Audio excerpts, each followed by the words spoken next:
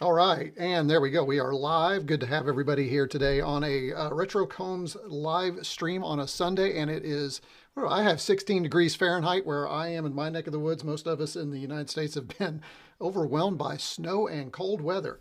So I'm anxious to hear what your weather kind of looks like where you are. If you're somewhere sunny and balmy, let us know. We will.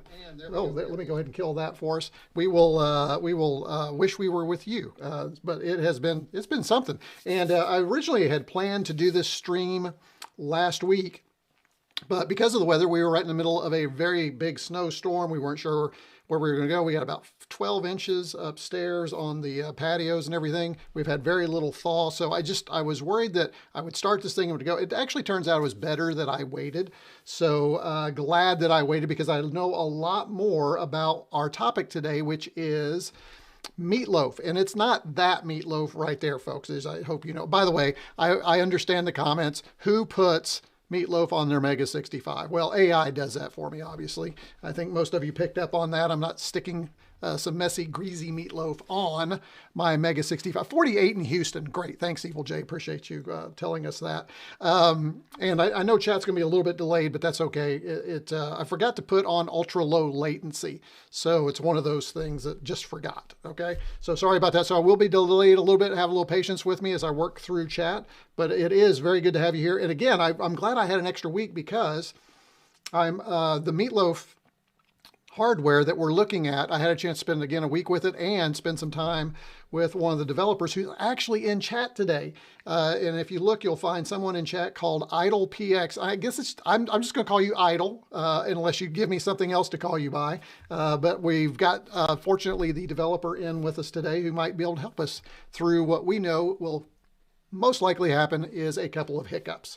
So let's go ahead and before we get started, as we always do, let's see who we actually have online. It looks like we've got about 24 of you watching, which is really good. First of all, I want to thank Xander for getting us started.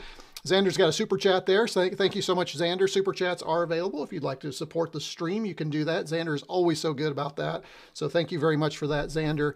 And as always, look down below if you're interested in supporting the channel, you can do that. And that helps me get all this stuff for all these videos. We'll talk a little bit more about that halfway through. Who else do we have? Let's go back. I know Evil J was the very first one in. So as I told him, he gets the refrigerator magnet for the day. So he is the winner with the first chat in the chat. By the way, if you're new to the channel, this is the friendliest chat on YouTube at this particular time. You're going to have a great time. If you're watching and not in chat, you're going to miss out on a lot of fun. That's where the fun is. It's not me. It's the guys in chat. They are a blast to hang out with, and they're very friendly. So say hello to a few of them, especially ones you know. If you're somebody you want to meet, say hello. They'll be happy to do that. I think Mr. Landfill was in here next.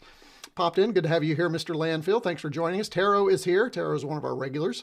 Good to have you here, Taro. Let's see who else popped in here a little bit later. There we go. There's our IdlePX. And so I'll just call him the Idol. He's going to be our idol for the day. So he's been helping me on Discord learn more about the Meatloaf. And by the way, I will show you this. I have serious notes for this thing. We got lots of stuff to cover. Hopefully this thing doesn't go 12 hours. It will not go 12 hours. I promise you that, but it is going to be a long one for sure. Oh shoot, Tawny's here. There we go. I had to remember Tawny's first name because again, the handle thing. Let's see, Tara, we've already covered. And then some strong words from Random Precision Software, who doesn't like our bacon in the United States. So you know, there's a lot of things we don't like from place to place, right? But I get it. Makes me think of No Man's Sky. I think that was about the music. So let's see who else we have. Oh, Stefan's here. Good to have you here, Stefan. Always a joy to have you join us. Xander's here, who kind of got started with the good morn, noon, eve, night retrocombians. That's his thing, and I appreciate him doing that. And again, we just call our folks in chat retrocombians. They came up with that, not me, just as a reminder for folks. But I like it. Martin's here, Mind Dance, 1969. Good to have you here. Let's see, who else do we have? I think that's it for chat right now. Let me see. We got, yeah, I believe that's it for chat. We've got about 27 watching though. So if you've not checked into chat, please do that. Let me know you're watching. We'd love to have you do that. And by the way, while you're out there, hit that thumbs up so people know we are live and online. Idle is fine. Of course it would be idle. Love it. So looking forward to having your support a little bit later. So we got a lot to cover today. I am going to go ahead and jump into this with the first part of our live stream, which is what we typically do. And let me get my screen here. And as you may or may not know, I've been working through redoing the studio, and I think it's getting better. It feels more comfortable for me. I have things where I need. I got chat up here. I got the things over here. I got what I'm seeing, what you're seeing here. So I got a laptop. It's great. It's really working out well. But today, what I want to do is go over here to our desk view, and we are going to go through a couple of unboxing, some stuff that I've acquired. Just want to share some things with you. First of all, some of this has been sitting on my desk for about a month because it's been a while since we've had a live stream. So some of the stuff I found like a day after Christmas, some other, but I know you're probably wondering why. I've been doing a lot of Python stuff here lately, and I just wanted a really quick manual to get me back into it. There's a project I'm working on my other channel, which is RetroCombs-Tech, by the way, that is going to deploy a lot of Python. So I needed to remind myself about Python. So I had that, picked that up. I thought that was pretty cool. And then when I picked that up, I also found, this is pretty nice. I like this. The Raspberry Pi Handbook for 2026. Now, typically I don't get these from third-party vendors. The official ones from Raspberry Pi, I love their design, are just fabulous. And there's some really good information in here. I'm enjoying kind of working through this, learning more about our favorite single board computer. Well, it's my favorite. It may not be yours, but it is one of my favorites. And just getting inspired by some of the really cool stuff that you can do. But the main reason I liked it was it does give you the official Raspberry Pi documentation on their new project, or their new, not projects, their new hardware. So highly recommend this one.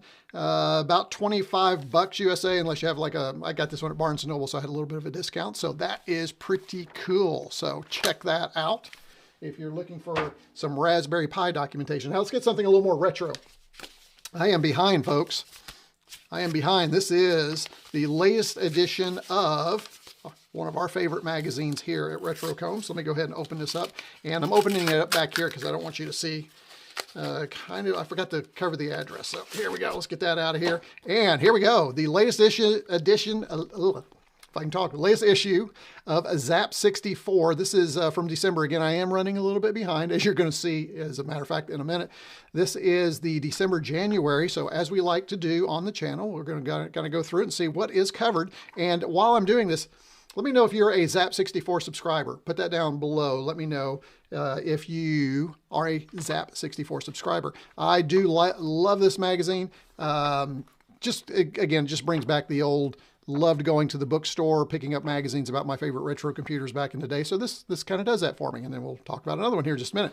But what we like to do is see if there is a MEGA65 article. There is not in this one. I believe it's every other edition they have a MEGA65 area for the Zzap 64. But let's see what we're doing. It looks like we don't have a MEGA64, but let's see what we have and just kind of give you a little glimpse into the magazine so that you can see what they're covering in Zzap 64. Ooh, Hera 47. That looks pretty, or Hera 47. There we go. That looks pretty cool.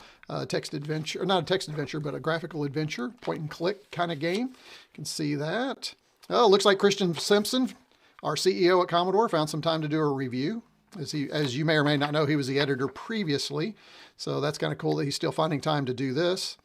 A couple more things. The one thing I do want to point out, though, is, here's the charts. These are fun. It's fun reading the charts and seeing what their top games are. What's this? Florida Man Saves the World. What a game. I got to check that out. Yeah, maybe not at 68%, but we'll see. But there is an article. Here we go. The Commodore Corner. And I love this. Zzap 64 is actually carrying some information about what's going on at Commodore. So again, just great fun. And this is the letter that most of us have already seen from Leonard, the CTO for Commodore, or Chief Trammell Officer, I think is what he's calling himself. So again, there we go there. I don't know if there's anything else. Let's go ahead. I think we'll move on, but don't see anything. If you saw something you want me to workout 4. There we go. That would have been a good for the Christmas live stream. Yeah, we had a Christmas live stream on the RetroCombs channel. If you missed it, you can go back and watch it. We had a blast, actually. It was a lot of fun. A lot of people watching that, too, in retrospect. So there you go. There's Zzap 64. Again, one of my favorites. Now, I am believe it or not, no, you probably do believe it, I am 2 issues behind on Compute's Gazette. I do love Compute's Gazette's I'm probably reading it faster than I am Zzap 64. I'm about 3 issues of Zzap 64 behind. I am too on this one. I just didn't open them because I wanted to open them with you during the live stream. But this is the, let's see, let's make sure I do this in the right order. This is, yeah, this one's November right here. So let's go ahead and open up the November one.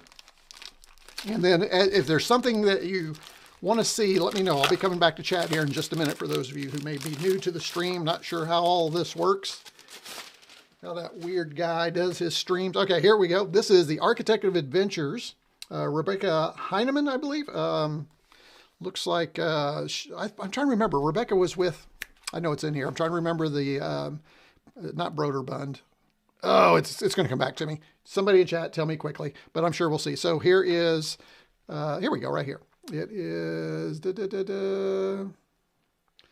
thought it would say Rebecca was with, oh my gosh, I cannot, Interplay. Interplay, is that right? I thought, I was not thinking it was Interplay. Oh well. Anyway, so here's this edition of Compute, just to kind of give you a little teaser. Oh, this is interesting. Here we go. The future we were promised. Here's some information on the new Commodore. By the way, Kat's Commodore 64 Ultimate arrived. She and I are going to have to get together at some point, and then we will do a live unboxing with RetroCat of her very first Commodore computer. How about that? Now, she's not first ever touched. She's obviously seen them, but this will be her own first personal one, and that was her Christmas gift. I don't know if she wanted it. I didn't care. I just got it for her. So she's getting one. So that Commodore C64 Ultimate has arrived. We'll talk about mine in just a minute, and you're probably wondering why haven't I covered any of that, but we'll come back to that later. So again, in this issue of Compute's Gazette, you get a little information, and here's Spacelander 2. Again, we're not going page by page. Oh, that's kind of interesting. We're just kind of thumbing through it for the first time with me, kind of first reactions, see if we see anything. There's some good stuff in this one. Commodore's other machines in 2025. That's interesting. So what's happening in the world of the PET, the Plus 4 today? What new software and what things are available? I like that. Oh, the retro chip tester. I actually have one of those. One of these days we're going to fire that up on the stream. Where was it? I just saw that. There it is. Retro chip tester. I do have one of those. I have not even used it yet. How about that? Got it at Vintage Computer Festival Midwest.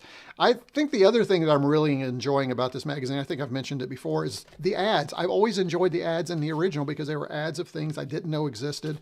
And, oh, look at this, folks. FujiNet. Now, interesting here, coming soon for Atari 2600 Commodore. Well, we're looking at the Meatloaf today, which is kind of FujiNet for Commodore. So maybe Idle can tell us, is there any kind of cooperation with Future Vision, or if he's off on his own path? I did not research that. So luckily we have him here and he can help us. So some more type in programs. Love that. Here's the FujiNet report.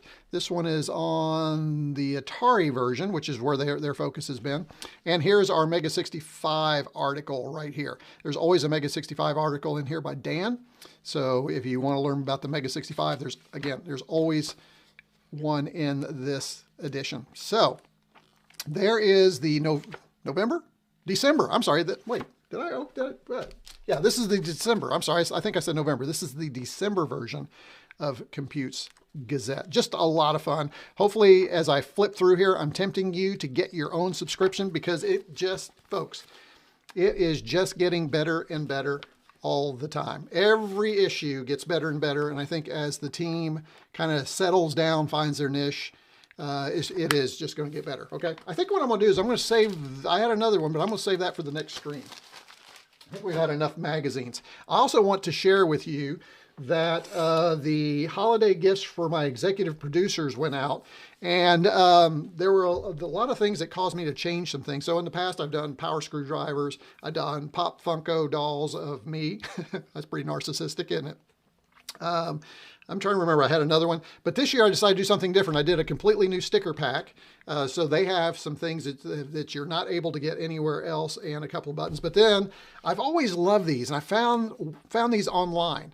And so I purchased a bunch of these so that I could give to my executive producers. And if you're not sure what an executive producer is, hang around, you'll see. But these got sent in the mail, so everybody now has their own Commodore security. I just felt that with the start of Commodore, we are the ones maintaining their security. We're giving to them. Many of us have kickstarted their C64 Ultimate, so I thought this would be really cool. And then what I remembered is the letters didn't make it into the envelopes. So everybody who got one of these is probably going, what in the world? Why did he? Nothing. Yes, so there you go. I was in such a hurry to get them out. So those of you that are my executive producers, that's what happened. But again, appreciate you being a part of the RetroCombs community. And yeah, my executive producers get Christmas gifts every year for supporting the channel at that level. They deserve it, man. They're something else. So thank you for that. And then the last thing that I always kind of unbox is whatever the topic is for this particular live stream. So let me go ahead and go back to my desk view here. So today we are looking at this bag. Now I purchased this at Vintage Computer Festival Midwest, and this is the Meatloaf. And I'd heard all about the Meatloaf, was super excited about the Meatloaf, wanted to know about the Meatloaf, wanted to taste the Meatloaf. Not quite that. And so Jamie and I were walking around, and we found the Meatloaf booth. And so here's some information for you if you want more information about the Meatloaf. And it was really cool because inside this bag, you had everything you needed to get started with the Meatloaf. And I'm just going to go ahead and pull everything out of the bag here. And so you got a set of instructions right here how to get started. You also got a little sticker here. I'm not sure what I'm going to do with that, but we'll put that somewhere. Maybe put it back here somewhere with Meatloaf because I'm really digging the Meatloaf. You got the Meatloaf itself, which is right here. We'll take a look at that here in just a minute. I'll give you a little closer view. And then you got to choose your case. And when I say that, there was a bunch of these 3D printed parts. Look, you can even see the brim is still there, and this punch out hasn't even been knocked out yet. So we should probably do that. But you could pick your color. So I went with brown and black because I guess maybe brown and red would have been good because that would have looked like Meatloaf. But that's kind of what I was going for, was just kind of it's kind of my colors, the brown, the oranges, the old 80s kind of colors. So that's what I chose. And then let me bring up so that you can see the Meatloaf a little bit better. Let me bring up my close-up cam here. Get it ready. And let's flip that up right here. So this is the Meatloaf, so you can take a look at it right here. And again, we're going to hook this up today. We're going to fire it up and we're going to try and use it. And it is based on the ESP32. And I'm not a hardware guy. Boy, it is cold down here. You can see my hands all frizzled up. It is cold in my basement, I'm not going to lie.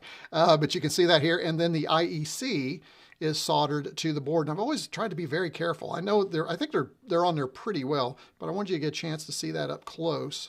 Let me get my hand out so that you can see exactly what we're looking at here. It is, now I'm not sure, hey Idle, is there anything interesting that we could do with these connectors? I know it is USB-C, which I appreciate. We do have a micro SD card so we can put files on here, but I'm curious what these additional ports are. If you want to share that in chat with us. We will obviously not be covering what those things can do, but I thought that was really kind of cool. So there we go. I think let's go ahead. I kind of would like to put it in the case. Let's go ahead and see if we can get it in the case. Let's go back to our close-up view here. And that way maybe we'll protect it. I'm not sure. Interestingly, I guess it's going to come around the back and yeah, it's probably going to come through here. Let's go, let me get a screwdriver. Hang on a second here. Oh, and of course I don't have my screwdriver back here. I had a screwdriver right here. And now it's not there because I was using it somewhere. Let's see if we can clean it up a little bit with this guy right here. And my 3D printer guys out there are probably saying right now, no, don't use that. You're going to tear something up. So, but curious here, is this, let's see, let's pull, I'm trying to figure out what is support and what is not. Let's see. Pretty sure that's not. Right there. Let's see if we can get that off there. Well, because that would be, let's see, how is this, this would go, looks like this is going to go in this way. Yeah, this way, and then, well, no, we need power, so there's the power. So this is interesting. I'm already struggling to figure out what support needs to come off of this thing. All right, well, I'll tell you what, Citizen, who put this together, thank you for that. By the way, this was from Citizen, so I appreciate that. So I should probably wait and work on this when I can spend some time, because it looks like I might be butchering it. So we'll come back to the case later, but I do love the case. We'll get it on there, but for now we'll just wait. So apologies for that, sorry. Thought that would be an easy one, but that's not coming off easy, and all my 3D tools are over there. By the way, speaking of, well, I'm getting ready to check on folks in chat. Let me go and put this back in as well, so I don't lose it. I've been, and the folks in my Discord know this. Yes, I have a Discord, by the way. We'll talk about that if you're new to the channel, but we'll kind of do that midstream. But I've been researching 3D printers. So I have an AnkerMake M5, which has just been okay. It's never been great. I upgraded that from a Creality Ender 3. So it was definitely an upgrade from that. The whole ecosystem was better. And the other thing was the AnkerMake was just, I'm in a basement, as you all know. And prints were not adhering because it's moist and the PLA is getting moist down here and everything. So I thought I'm gonna upgrade. And so Jamie over at Jamie's Hack Shack, Evil J, who's in chat still as well, they've been talking about their upgrades to the 3D printers. Jamie loves his Bambu. At our makerspace, we have several Bambu. So I did it this morning. I pulled the trigger, and I tell you, I mentioned this in the Discord, coming back to what I was starting with. I researched the 3D printer more than I did my vehicle. I'm not kidding. I have watched video after video trying to find out what I want. So originally I was looking at the Bambu H2C, and I thought, okay, I'm going to do that. I'm just going to go latest and greatest. But then that thing scared the bejeebies out of me. It's got these hot end connectors over here that flop around, and they change, and it's great and all those things, but it just seemed more complicated than I needed. So then I go back to the X line, and I think that's not sophisticated enough. I at minimum want a dual hot end. So I landed on, and again ordered this morning, the H2D, Bambu H2D, with a bunch of accessories, because you can get the accessories at a deal. And that's where I am. So Davey says he recommends the Bambu H2S, and I looked at that. I was close. Davey, tell me if I'm wrong, but I don't believe that was a dual hot end, right? The H2S is a single hot end. And I wanted the dual, which I love the H2D. You got to remember which one I'm getting, because it has that swap over where it can be fixing this one, changing this one out colors while this one's working. And it just, at least having two ends, I felt like it was just going to be a little something better. And supposedly it had a little better, less waste. So we'll see that. That'll show up on the channel at some point. I'm already starting to work on a place over there for it, because it is pretty big, and there will be probably videos on it on my other channel over at RetroCombs-Tech. So remember, for those of you new, I have two channels. I have RetroCombs, which is the retro computing stuff that we're doing, like this live stream. Also got another cool video coming up for this channel I can't wait to do. And then RetroCombs-Tech, and we'll talk about that. And then RetroCombs-Tech is all the new stuff and studio stuff and gear and gadget that I use. So it's kind of fun. All right, let's see. Let me put my camera back over here so I don't knock it over.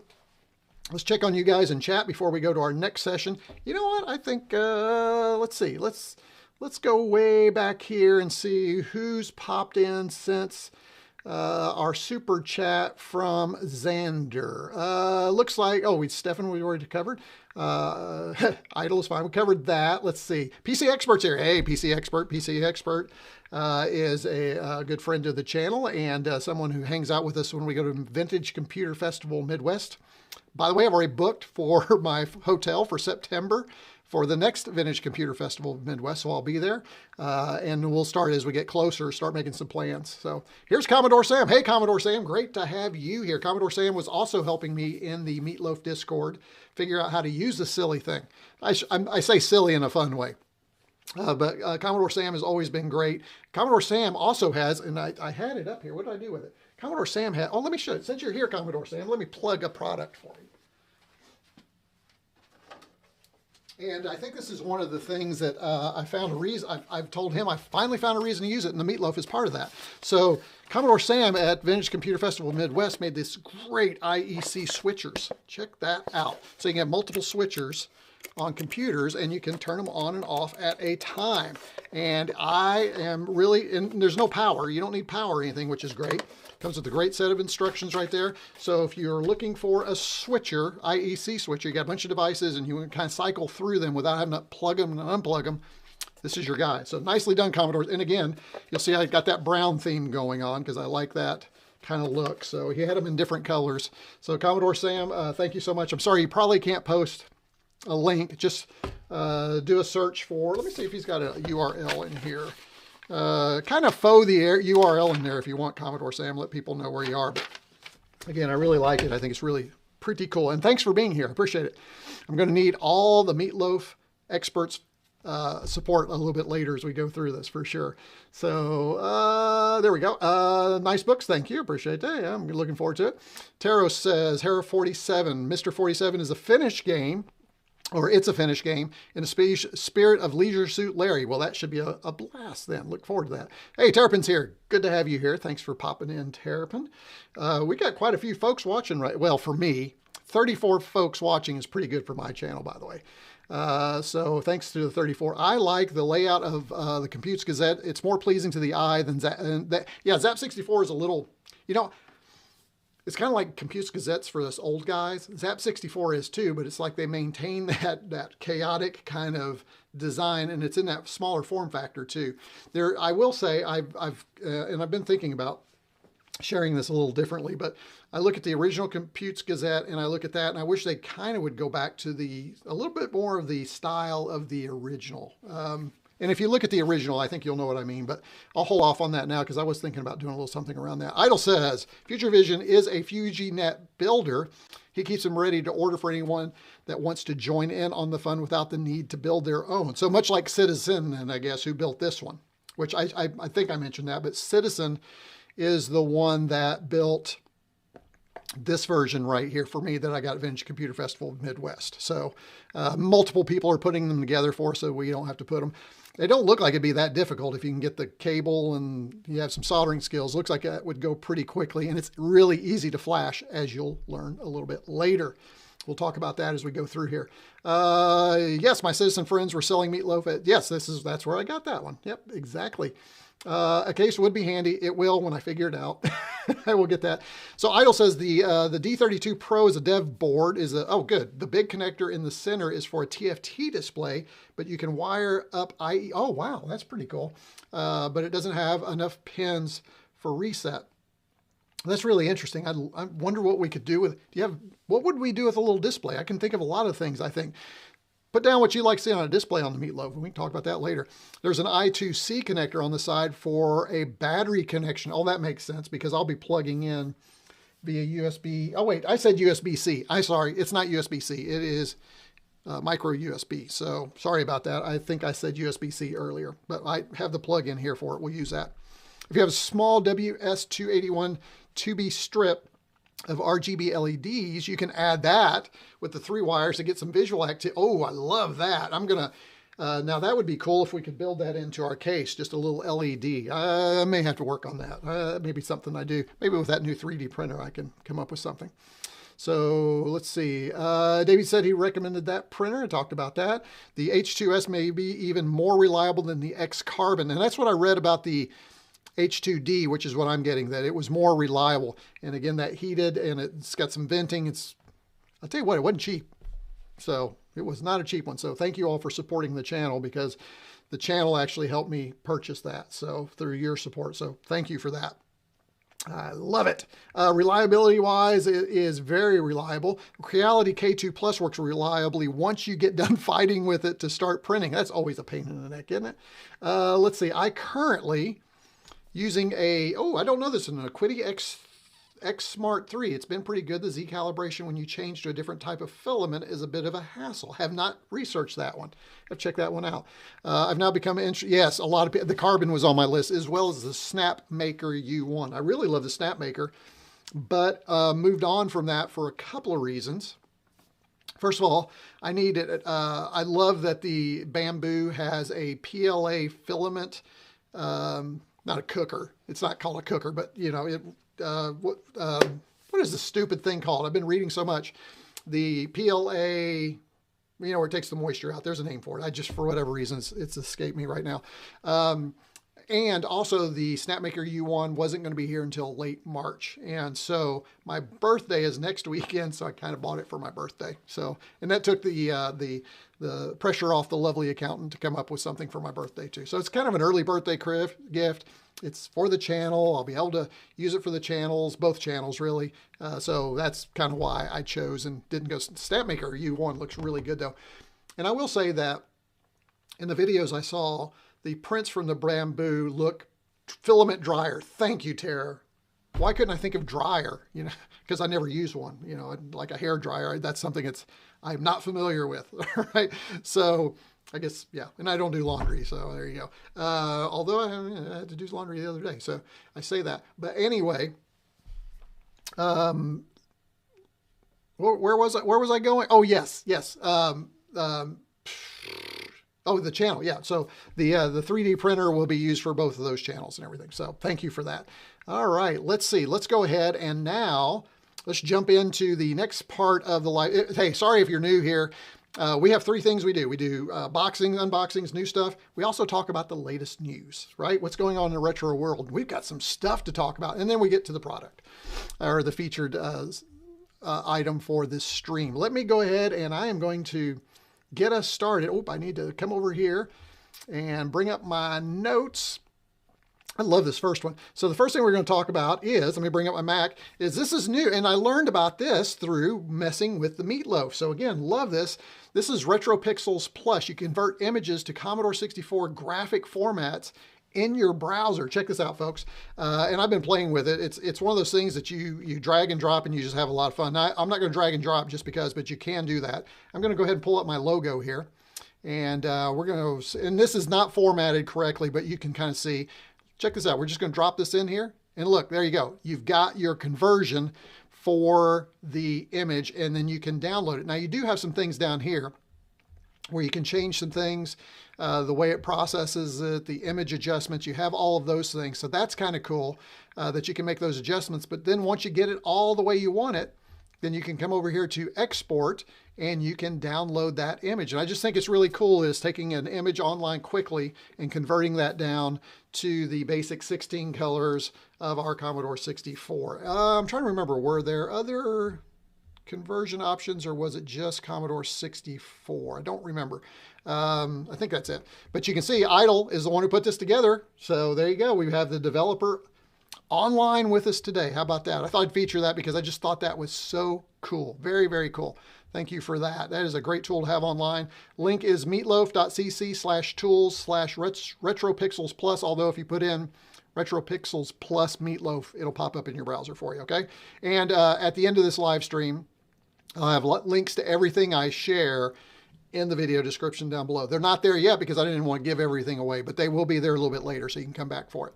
All right, so that is the first one. The next thing I want to talk about is, and I alluded to it earlier, where is my Commodore 64 Ultimate Founders Edition? It's still not here.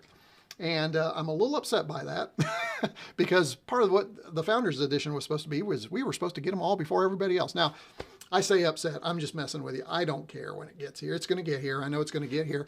But interestingly, we found out that it was delayed for a couple of reasons. First of all, they had some bad keycaps created by one of their providers of the keycaps. They had to go back and redo all those. They said those are going to be better. But then they also, based on the Starlight edition, you may have been reading where the boards are buckling underneath the keyboard. So they found that some of the Ultimates, because they're translucent as well, those were buckling as well. So they wanted to fix those before they sent them out. Personally, I appreciate that. I prefer to have one that's ready to go. So whenever mine arrives, I will, as soon as possible, do a live stream. I mean, I'm not going to wait. I'm not going to prepare. We're going to do it live. We're going to unbox it right here in the studio, right, just without even, so I have, you know, it's a Commodore 64 Ultimate, but it's a Founders Edition with a lot of fun extras. So make sure you hit subscribe, hit alerts, do all that business down below so that when I do that, you will know. March is what we are hearing. Yep, that's what we're hearing, Davey. So hopefully in March, keep our fingers crossed, our Ultimates will be, our Founders Edition Ultimates will be arriving. So, and I was torn. I wasn't sure if I really wanted that translucent gold, but I don't know. It's not something I would have gone after. If it weren't one of the first, I probably wouldn't. I probably would have gotten the original, like I got Cat, the regular breadband, and not even really interested in the Starlight, although I'm seeing some really cool Starlights with the SIDs doing some fun things. But and it was so weird because the other day I thought about just buying a regular Ultimate for myself, and I held back because I'm hopeful that maybe they're going to do a C64C or a 128 or something else, and I thought I just need to wait. I've got the Founders Edition. I don't need another one. I've got too much stuff anyway. So there we go. There is your update on the C64 Founders Edition. All of us who have one of those, we've been getting regular updates in email, so they'll be here, hopefully. Any idea what, let's see, what is it? Davey says, any idea what the extra gift is? Yeah, here's what I think. I think it's a t-shirt. I think it's just going to be a t-shirt, which is bad because I already bought one. I had some credits and I bought a t-shirt, but I bet Davey that he's just going to throw a t-shirt in there. He kind of alluded to wear or whatever. And the t-shirt's pretty cool. But maybe it'll be a special Founders Edition t-shirt because they sell the C64U t-shirt, which is like an exploded assembly, which is really cool. And I do have one of those and I've been saving it to wear during the live stream when I get this. So there may be another one in there for us, but that's what I suspect. If you have other ideas that you think the extra little gift is, let me know. Now I have no inside knowledge whatsoever, just so you all are clear. I think you all know that with like 41 subscribers watching today, you know I don't have any pull with Commodore, right? All right, so the other thing, and Jamie shared this one, I love this one. It's not necessarily really retro, but it is retro for some. Okay, it's retro for some, but not for me. And this is Pico IDE. Now, I suspect we'll be seeing a bunch of these at Vintage Computer Festival, but this is an open source IDE ATAPI drive emulator for vintage computers. This is kind of like a Kickstart going on. This is crowdsupply.com. You can see they've already met they're over their goal. But my question was, and maybe you all can help me, and I don't remember because I didn't have Amigas later in life, but I'm pretty sure later Amigas had IDE. Well, in fact, I think my Amiga 600, does it have IDE on it? Maybe. And I do have an Amiga 600. But this could actually be good for that as well, so if we're trying to get it. But, you know, I mainly stick to 8-bit. I don't do a bunch of 16-bit stuff. I do love Amiga. It was part of my journey, my computer journey, but I'm typically here, we're talking about Commodore 8-bit stuff. So, but there you go. If you're interested in a Pico IDE, I just think that is pretty cool. And it looks really well done. And the backing doesn't seem outrageous when you talk about what you're getting. I assume these will be 3D printed. I don't think this will be injection molded cases. But go ahead and check it out if you want to do that and see if that's something you're interested in. Now, I would say this, if they wanted to send me one, I'd be happy to take a look at it for them. As I always like to say, if you send it to me, I'll probably take a look at it. So there you go. And speaking of sending to me and taking a look, guys, this is so cool. We finally have a MEGA65 software release, and it is Roguecraft DX for the MEGA65. As you can see, it will be available in 13 hours. Now, here's the deal. I have a copy. I've been playing with it. It was so cool too because they sent me a copy over to look at and review. They're asking if I put a video together. I'm going to do that, so you will see that on this channel. That's what I was alluding to a little bit earlier. But I fired it up under the emulator on my MacBook Pro. The music was amazing, and even the lovely accountant said, "Man, that game sounds amazing and sounds like a lot of fun." So the sound alone is what caught her. So RetroCogs put this together along with Thalamus Digital Publishing. It's a good group. They sent it again, like I said, they sent it over to me to take a look at it. And I will be, hey, Coding with Culp, good to have you here. I will be taking a look at that on the channel. Hopefully next weekend you will see a video drop. I don't think I can get anything out sooner, but as soon as this live stream is done, I am going to go in and start capturing some footage. I've already got my thoughts together, my outline for the video, and I think it's going to be a fun video. So we're going to talk a little bit about the history of Roguecraft, not just Roguecraft DX, but a little bit about the history itself, the development, and we'll go from there. So it should be a fun little journey about Roguecraft DX and the MEGA65 at the same time. So hopefully you will enjoy that. Again, that'll be on this channel, and looking forward to doing that. And thanks to RetroCogs for reaching out and saying, hey, I want you to take a look at this for us. So happy to do that. And of course, I got my MEGA65 shirt on to push that for today too. So very, very cool. And then the last thing I don't know if you've noticed, guys, BBSs are all the rage again. And one of these days I want to start my own, but I just don't have enough time in my day. I'd love to start my own BBS. But BBSs are all the rage today because of things like the Meatloaf, because of the things like the C64U. People are wanting to go back to a less complicated, less distracting online world, and so BBSs are coming back. So this next one is really relevant to that theme, and this is the release of version 0.30. I know it doesn't sound like a real big one, but it is. It's significant. This is RetroTerm version 0.30, and I took some notes. This is the latest update to the terminal for the Commodore 64, the 128. Now this is what I love.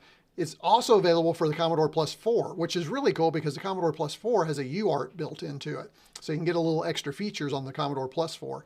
So I'd love to do that. And if you have an MSX computer, you can use it on that. So it is, it focuses on high-speed BBS interactions using the Turbo 56K protocol, which is supposed to be a little more stable across those devices and for those older BBSs. It says this release introduces significant quality and life upgrades, including a small phone book. I don't know why it wouldn't have had that before. Maybe it was probably just you put in your telnet address and go.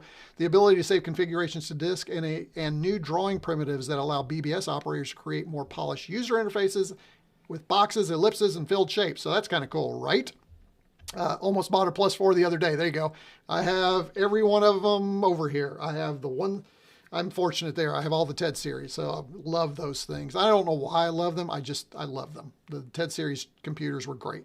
Not as good, again, fight in chat below. Definitely not as good as the Commodore 64, but I've really enjoyed getting to know those machines and learn about them. And so you can get this at GitHub. You can see that URL right there if you want to take a look at it, but really kind of cool. So if you're looking for some new software besides CGCM, something to use that's a little bit different with some additional features, check out RetroTerm. How about that? That's pretty cool. All right, so there's the news for today. As a matter of fact, I didn't even do this. I forgot to put up my news thing. So there's the news for the day. I even had a lower third and everything, and I failed to use it. Anyway, speaking of the news, this came in from Jamie. I don't think Jamie's on today. I think we missed him, so he's going to miss this. But he sent over a drink for me to experience. And by the way, if you have a drink you'd like me to experience during a live stream, you can send that to me. Just reach out to me at retrocombs@icloud.com, and I'll be happy to test your drink, because typically what I do is I have ale. Now, it's non-alcoholic, okay, folks? I'm not doing alcohol during a live stream, all right? But this is a ginger ale. This is Blenheim. Let me see if I can get that. There we go. Blenheim from South Carolina. And Ale 8 is typically my drink of choice. But he said, you've got to try this. So we're gonna do this live on the air. So I popped off the top here. And I am feeling a little parched, so this is perfect. Let me put this over here. So Blenheim, and again, never had it before. It says Blenheim Na. It is the original ginger ale from pure water. Looks really good though, doesn't it? Okay, here we go. And then we'll talk about some things. All right, hang on.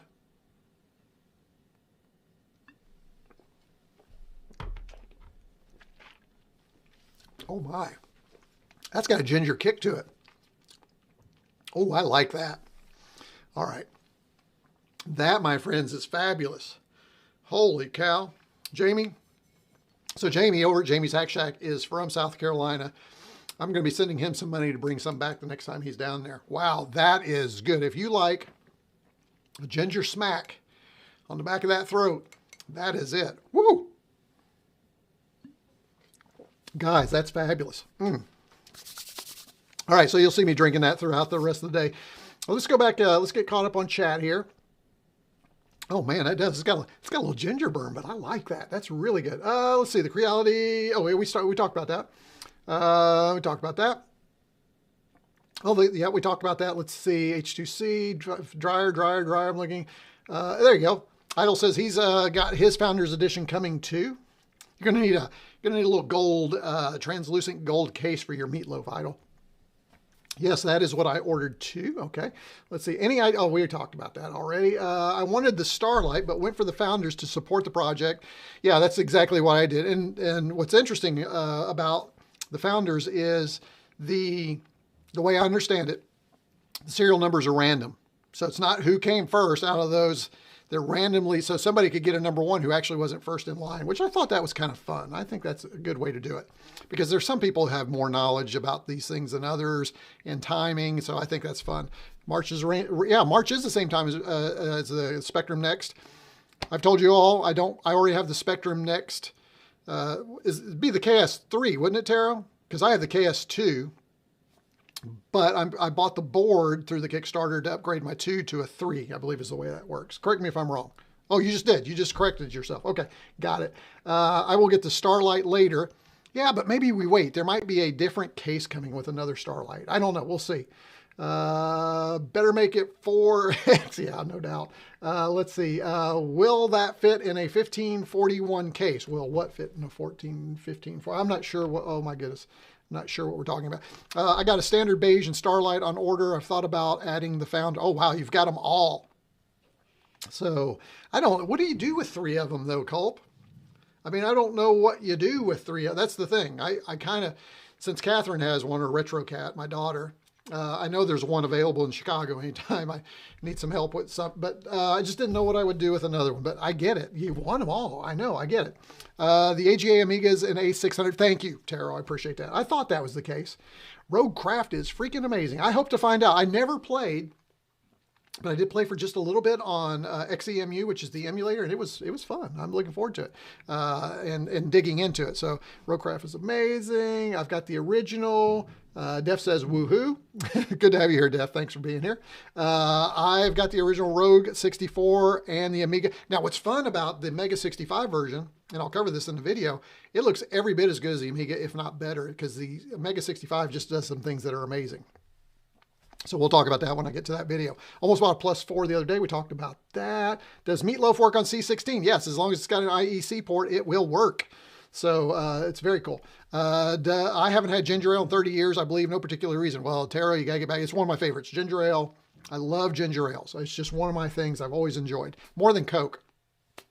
And I don't know, maybe it's just ginger ale and root beer and cream sodas. Those are, and maybe it's just the clear ones. I don't know. Those are the ones I really like. So when is going to be a gift for my brother? Oh, one is going to be a gift for my brother, and we're trying to develop some network games on it. Oh, very cool. I look forward to that. Coding with Culp. You share that with me when you get that done. Meatloaf works with anything with an IEC bus, which, yes. As a matter of fact, you'll see that just because of what we're doing today with the Meatloaf. And I know Idle's going, can we ever get to the Meatloaf RetroCombs? I just ordered a few days ago a Starlight and Founders Edition. And then the IEEE 488 is in the works too for Meatloaf. Oh, that's cool. And then if Commodore releases the Ultimate board, I'll get one for sure. Yeah.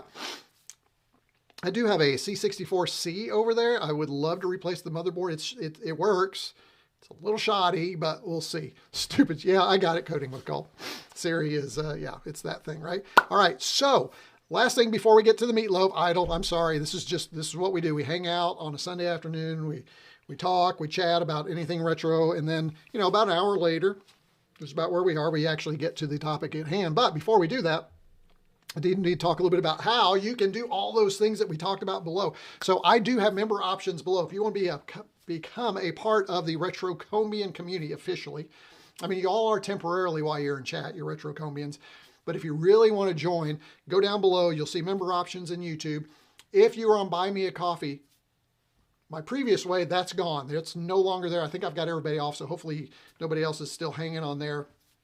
But to go down below, and you've got these fun options. You've got Pet option, VIC-20 option, the Commodore 64 +4, 128 and executive producer level, which is the MEGA65 level. So each level gets you little different perks along the way. So if you're interested in supporting the channel further, you can go down there and do that. The funnest, you ready? That's my Kentucky grammar. The funnest thing you can do is join at a minimum at the VIC-20 level, and that gets you in our Discord. So I have a Discord, RetroCombs Discord, and in that Discord we have only people who are supporters. And why I love that is it ensures that we have like-minded people in the Discord and we don't have a lot of riffraff. But man, we have some great channels. This past week, we've been talking about 3D printers. Obviously, we have a channel there. We have basically a channel for every retro computer that I cover on here, as well as some that I don't. We got Spectrum, we got Atari, and then we also have YouTube to watch. We have links where you can share links for things that you need to know about, and it's just a great place to hang. in between live streams. And anytime you just need a good hit of retro computing fix, that's a nice, safe, pleasant place to hang out. We don't allow language, bad language. We don't get into politics. We don't get into all those controversies. We just keep it tech and geeky, and we like it that way. So if you're interested in joining us, again, you can do that down below. Now, when you do join, you should automatically get access to the YouTube discussion area for members only, and you'll find the link there. If you don't, send that to me. Send me an email at retrocombs@icloud.com, and I'll make sure and do that for you. So make sure you do that. And by the way, during the live streams, as you saw Taro do earlier, you can also give a super chat and do that and support the channel. So that's it. I'll shut up from there. I think I've done enough, but I've gone all PBS on you and fundraising. So let's get out of there. All right, now let's get to the topic at hand. This is what we all want to cover. Here we go. So here's the plan for today. Whew, hang on. Let me get a little drink here. So as I was getting into the Meatloaf, the default thing to have done would have been to grab my Commodore 64. But I didn't want to do that. I wanted to see if the Meatloaf would work on our favorite retro recreation. At least it's my favorite retro recreation. And again, even over the Commodore 64U, because I don't have one yet, but even I think it's always going to be there because of the additional capabilities this thing does for us. So you're going to see that today. So you're going to get a little MEGA65, you're going to get a little Meatloaf, we're going to get a little C64 stuff. It's going to be a lot. So we are going to cover all that. I'm going to bring up my notes. Let me go ahead and move the Meatloaf to the side here. And let's go ahead and unmask our MEGA65. And I'm curious, who in chat has a MEGA65? Please post that for me down below. All right. Let me know if you have one of these, because today you're going to learn how to get even more out of it. Trust me on that one. So next thing I'm going to do is I'm going to fire it up just so you can see the regular MEGA65. I'm not going to plug anything in yet. For those of you who might be new, here is our MEGA65. Now I'm going to be doing a lot of changing of aspect ratios too. That's a little messed up right there. So you can see that right there. So this is the MEGA65. And the MEGA65 has something called a freezer that lets you freeze the state, make some changes, and some other fun things. All right. So what we're going to do though is we are going to plug in our Meatloaf. Why isn't I thought I had hold on, I'm supposed to have a little face up there. Let me hang on, guys. I thought I had a view. I guess I'm going to have to create one. Let me create a quick picture-in-picture here. Nope, not that one, that one. There we go, done. And let's make that let's do a circle. Let's do one by one. Let's do a circle. Yeah, that'd be good. And let's make that smaller. Let's put that down here. Done. And let's take and put that one up here.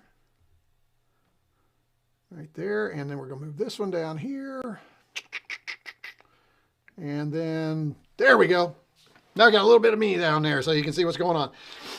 So what we're going to do is we'll plug the Meatloaf into the MEGA65. Let's go ahead and do that now. So let's go to our desk view.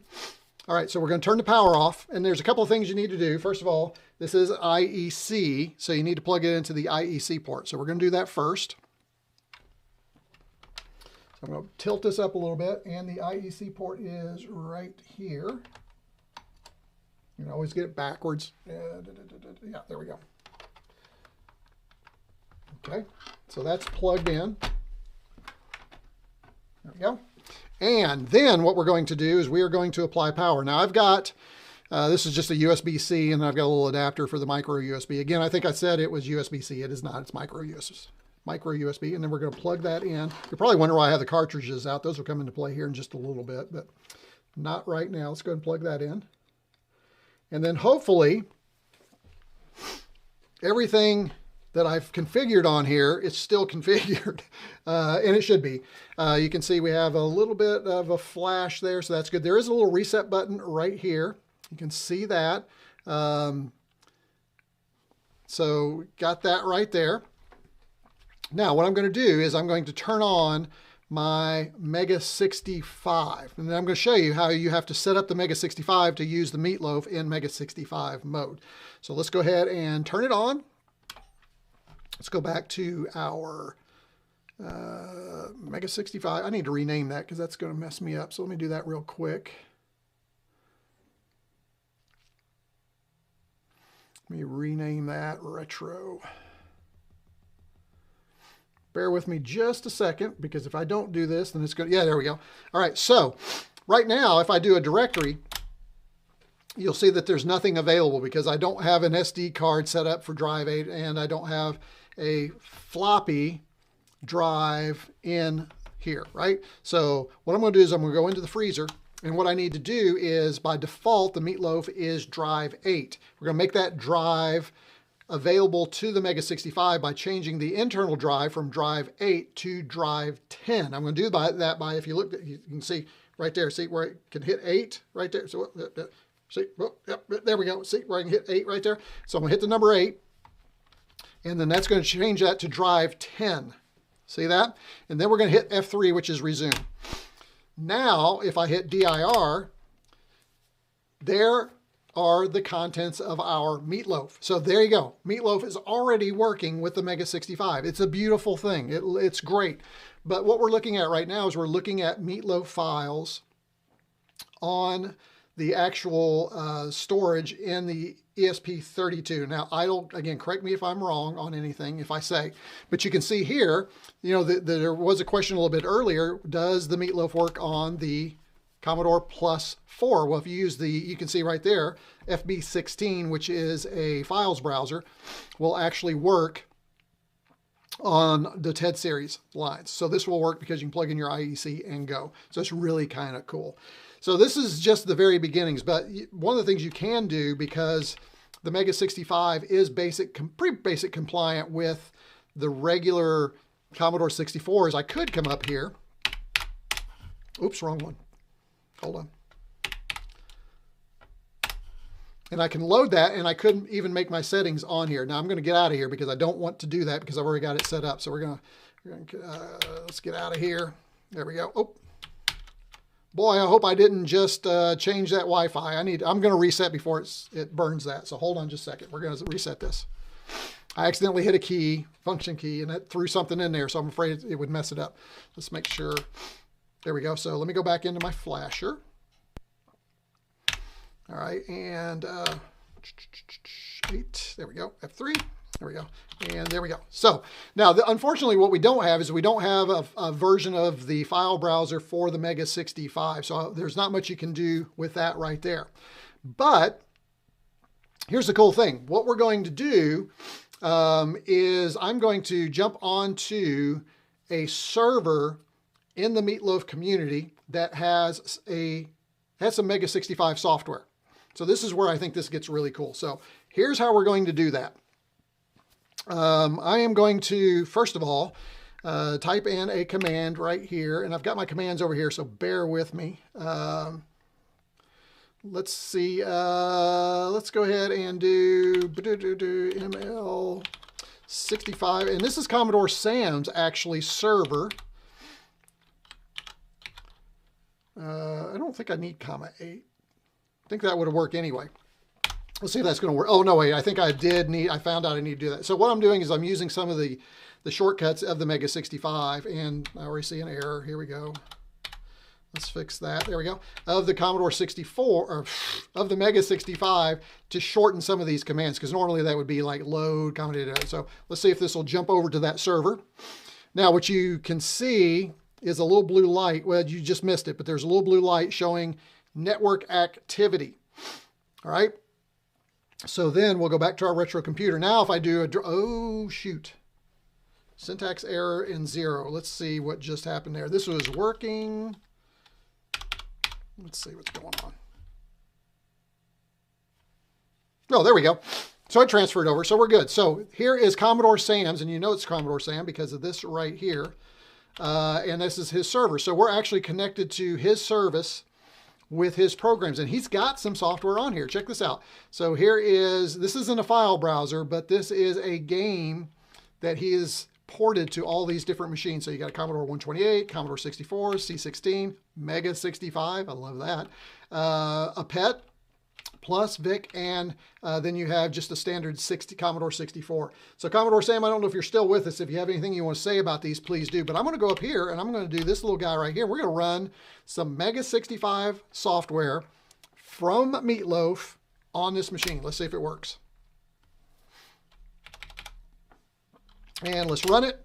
Oh, I think this is one of those things I'm going to need to, let's try this. Why didn't it load? It should, oh yeah.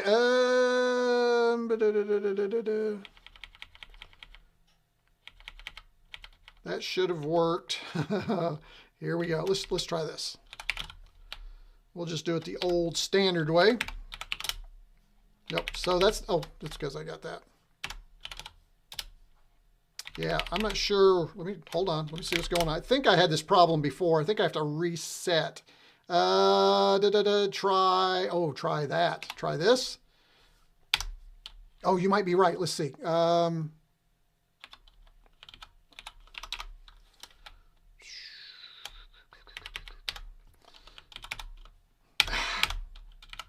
So now I'm flustered, see, and let's see if we can get back. I'm going to try something here. Let's see. I had a command. Yeah, hold on just a second. We've got the things. It should load. Let me try.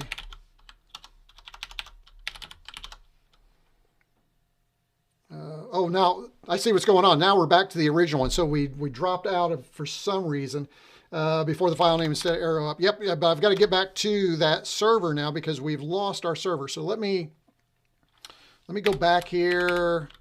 And I was loading these with this shortcut a while back. Let's see if we can get this to work. 6502 FB. For some reason, I don't think that's going to work. Yeah, so let's just go ahead and do it. We're going to do a straight call. This is horrible. I'm sorry, folks. I have practiced this all last week, and everything was great. And now my commands, for whatever reason, are butchering up on me. They're not working. Let's see if that gets us. Okay, so now we're going back to the server. There we go. Okay. I don't know why I'm getting the file syntax error. That's really odd. This should get our server back. Yep. And then let's go back up here and try this. There we go. I think we're going to be good. Let's see. We're loading. I'm going to make some changes in my notes because I am going to share. I do want to share these notes with you. All right. So that looks good. And then we'll run. All right. Here we go.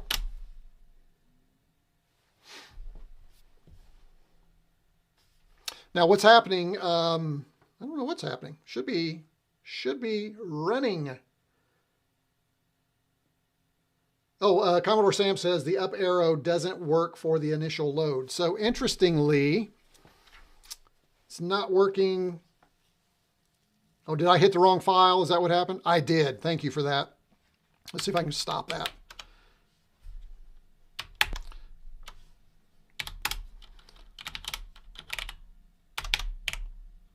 Thank you. All right, so that completely borked it. All right, we're going to get this right. Hang on. I cannot believe I'm having this. Did not have any of this problem earlier. This is not a feature of the Meatloaf, folks. Just to be clear, this is me, user error. You saw me even select the wrong one, so apologies. So let's try this again. We're going to go into our freezer. We're going to set that back to that unit to 10. Did that, F3. Now we are going to jump over to the server, which we can use this for that. I know that this works. And 6502 FB. And I put comma 8 because I think there were some errors if I didn't do that. I'm seeing network activity on the light. You can see that right there. And there's that. I don't understand why that syntax error is popping up. That's very odd. I don't remember that earlier. And then let's see if we can get the right one this time. 65. Boom. Let's try that. Hit that. All right. Looks like it's accessing that. It's loading. I did get the right one that time, right? All right. Still accessing. You can see the little blue, there it is, the little blue light right there, letting us know what's going on. It stopped. Okay, and then let's run. And there we go, finally. Whew! We have our FB, or our fart bomb program by Commodore Sam. There you go. And basically what this is Minesweeper for the MEGA65.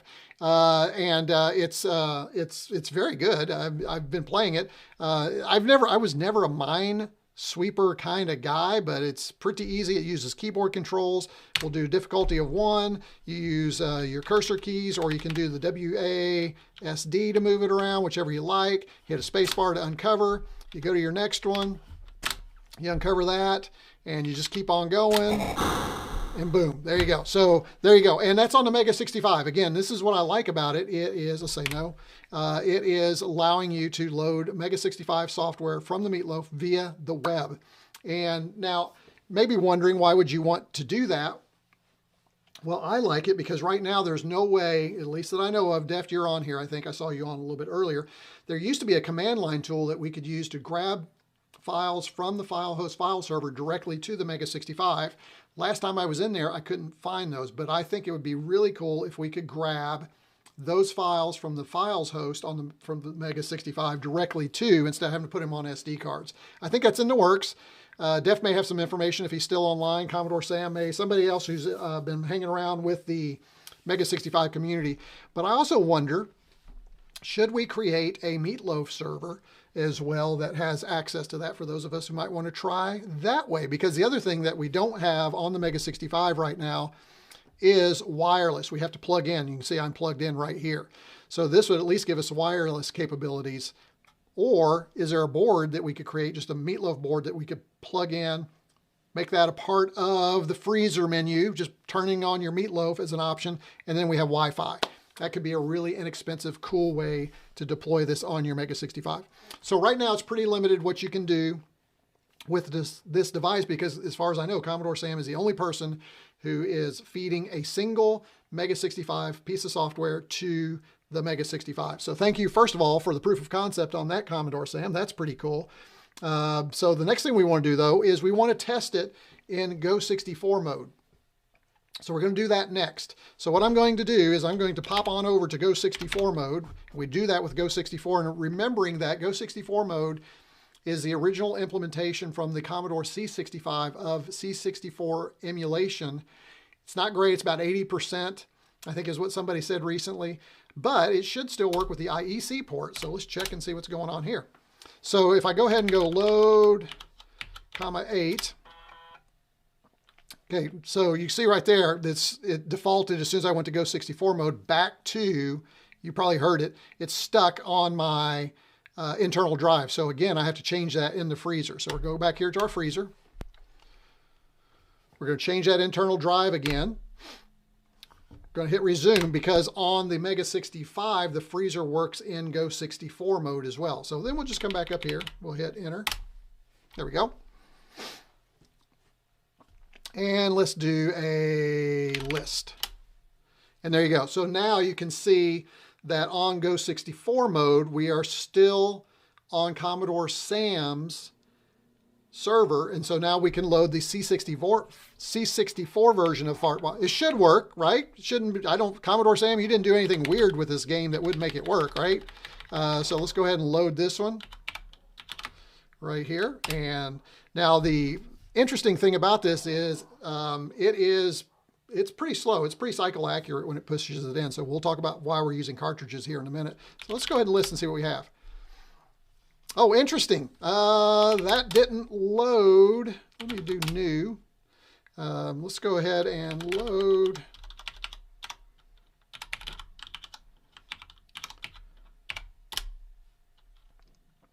Let's list that. Yeah, this has happened to me. This is what I don't understand, Idle. Do I need to reconnect? Is that what's going on here every time I make a call? It's been kind of interesting. I have some issues.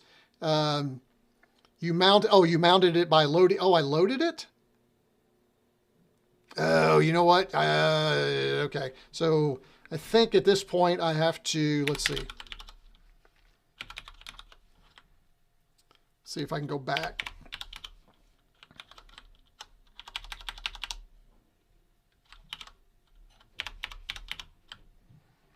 FB.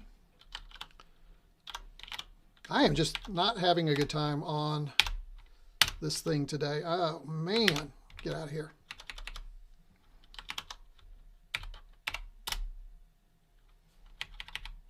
Yep. There we go.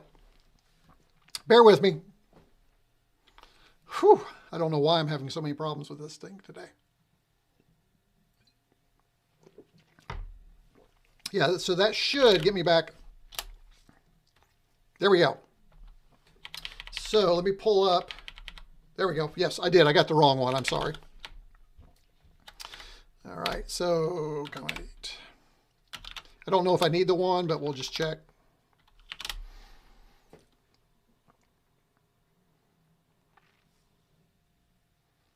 There we go. We are loading. As you can see, we'll go ahead and go back to the desk view here. You can see the light. We're accessing the network, pulling the program over. Let's go down here to run. And now we've got a file, the Fart Bomb application on the Commodore 64 in Go64 mode on the MEGA65. So there you go. So it works. So as long as the Go64 works on an IEC, which it does, you're good to go. Now, again, the great thing about this is, or the bad thing about this, I should say, is the Commodore 64 mode in the MEGA65 isn't that great when it comes to compatibility. So I think we need to be careful with that, but we are going to run something that I found that did work. So let's try it and see if I can get out of here. So let's go ahead and let me lose a game here real quick. There we go. And boom, you lose, play again. You should be hearing sound too. So now what I'm going to do is I'm going to go ahead and new, and we're going to go over to this one right here, which is kind of fun. So these are just basic programs. So these should be fairly compatible with the Commodore 64. So let's run over to that server there and see what's going on. And this one we are going to, let's see, let's load Chuck Norris. And I'm not sure if this is going to work. I think it'll work. Let's see. Searching. Oh, nope. Must have done something wrong. So let me go ahead and load.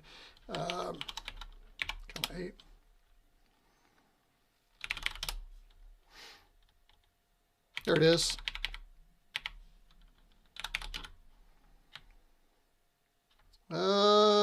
For some reason, I'm thinking, is that going to work idle? Oh, why do I think that that's not going to work? Oh, there it is. Okay. And then run.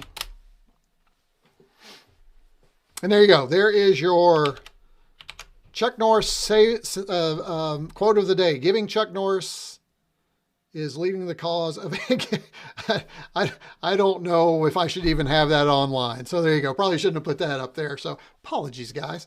So there you go. That is that one right there. So let's go ahead and let's try something else. Let's go ahead and now what we're going to do is let me check chat. Let me see what I've messed up so everybody in chat can tell me what I've done wrong. Apologies for having so many problems. It is something that does take a while for you to mess with and play with, but it is, again, once you get the hang of it, it gets fun.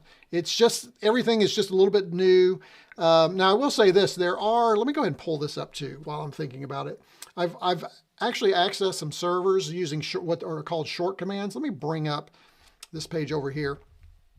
There is a whole list of, I think it's right here. Yeah, there are a whole list of short codes that you can use to jump to these different servers. So if you go to meatloaf.cc/sc/shortcodes.php, these are all the servers that are available for people to play with and that have software that are available right now. So here are valid user maintained shortcodes. So this is where you can find some fun software. And I've been browsing through this. Again, you could spend a year going through all these. And here's the one right here, the basic that I've pulled up, but you can see we have one for C64 OS. If you're interested in playing around with that a little bit, We have one from the 8-bit guy, the C64 Robots, which is up here. We'll look at a couple of these as we go, but there are these shortcodes. And again, this is the code right here. If you have some kind of wedge, DOS wedge, then you can shorten the load in some of these. Sometimes it works, sometimes it doesn't, so you have to be careful. I also want to show you just a couple of more things. You can easily update this, and this is the flasher for Meatloaf. Flasher works really well. I didn't have any problems flashing to the latest version of Meatloaf. So this is the page that does that, and that's flash.meatloaf.cc. Pretty easy there. And then if you just wanted more information about Meatloaf in general, you can go here, and you'll find Idle's page where you can get more information. So here you go. Claim your Meatloaf shortcodes here, and that's just going to bring you back to this page here, which is how to start your own Meatloaf server, which I want to do at some point. And again, I'd be interested in maybe doing something with MEGA65 software. I would love to talk with the MEGA65 folks about doing something like that. So let's go ahead and go back to chat and see what's going on here before I try out some new other stuff with the MEGA65 and Meatloaf. So let's scroll back up here. And I'm sure I'm going to have a lot of people saying, hey, you should have done this. Here we go. Some tips. Ask $ instead of directory. Yep. Thanks, Def. Slash. Sometimes that works. Sometimes it doesn't. So for the Meatloaf, but I think that's a user error. But I do appreciate those. Thank you for that, Deft. It's been a while since I fired up my MEGA65. So let's see. C16, yeah, we saw that. It's try to run directory when you use the up arrow. Yeah, I've covered that. You mounted this, yep, saw that. You didn't load the C64 image, but yep, so thank you for that. Clear. Do you have Jiffy DOS? I don't, but we're going to be doing something else here in just a minute that'll make things a little bit faster. It does support Jiffy DOS though, so thank you for that, Idle. The C64 PRG is a few titles above the MEGA65, which is why I loaded the wrong one. I don't know why I did that. Or a wedge, it's easier to navigate. So I guess the question is there a reason why you would want the .d64 image to be available on that server list? Or should we hide those so that somebody doesn't do what I did, load that, and then get that screen of unusable, I guess, right? Yeah, just like a S2. Yeah, exactly. Sorry, they have Chuck Norris quotes in that API that are not kid friendly. Yes, they do. So, and I got nailed on that one. So it's fine. Yeah, we're all adults here, but you know, I do try and keep this kid friendly in case somebody wants to watch. So yeah, thanks, Def. Def knows, Def's been with me for a long time, so he knows I try and keep things above board. All right, let's go ahead and bounce back in here. Let's see if I can muck up some more Meatloaf. All right. Oh my gosh, I can't believe I've messed this up as much as I have. All right, now the next thing we're going to do is we're going to move into the Commodore 64 Core for the MEGA65. Let me make sure I covered everything. Hold on just a second. Let me make sure I got all the things I wanted to cover for Go 64 mode. Yes, now we're going to have some fun going into this next one. So I think this is going to make things a little bit, hopefully my commands aren't messed up. But what I'm going to do, first of all, one of the beautiful things about the MEGA65 is when you plug in a cartridge like the Kung Fu Flash or the Epix Fast Loader, especially on Epix Fast Loader, right? It loads up a wedge for you so that you can use that, but it also speeds up the loading of software, and it does it with the Meatloaf too. Now, again, you can use Jiffy DOS, but I don't have the Jiffy DOS set up on my core Commodore C64 mode. So, and there are some things we need to do in the core to make this work as well. But I am going to use the Kung Fu Flash. So let me show you what I'm going to do. I'm going to turn off my MEGA65. I have something back here bugging me. And then I'm going to plug in the Kung Fu Flash. And what's great is I have the core set up so that if there is a Commodore 64 cart, it will automatically boot to the Commodore 64 Core, not Go 64 mode, but the core. I love that. That's a handy feature, quality of life feature that they've built into the MEGA65. That is super. So here we go. Let's go back to our retro, and I'm going to turn it on. Let's go back. And now I'll have to change my aspect ratio again. And you can see right here, I am using warp speed.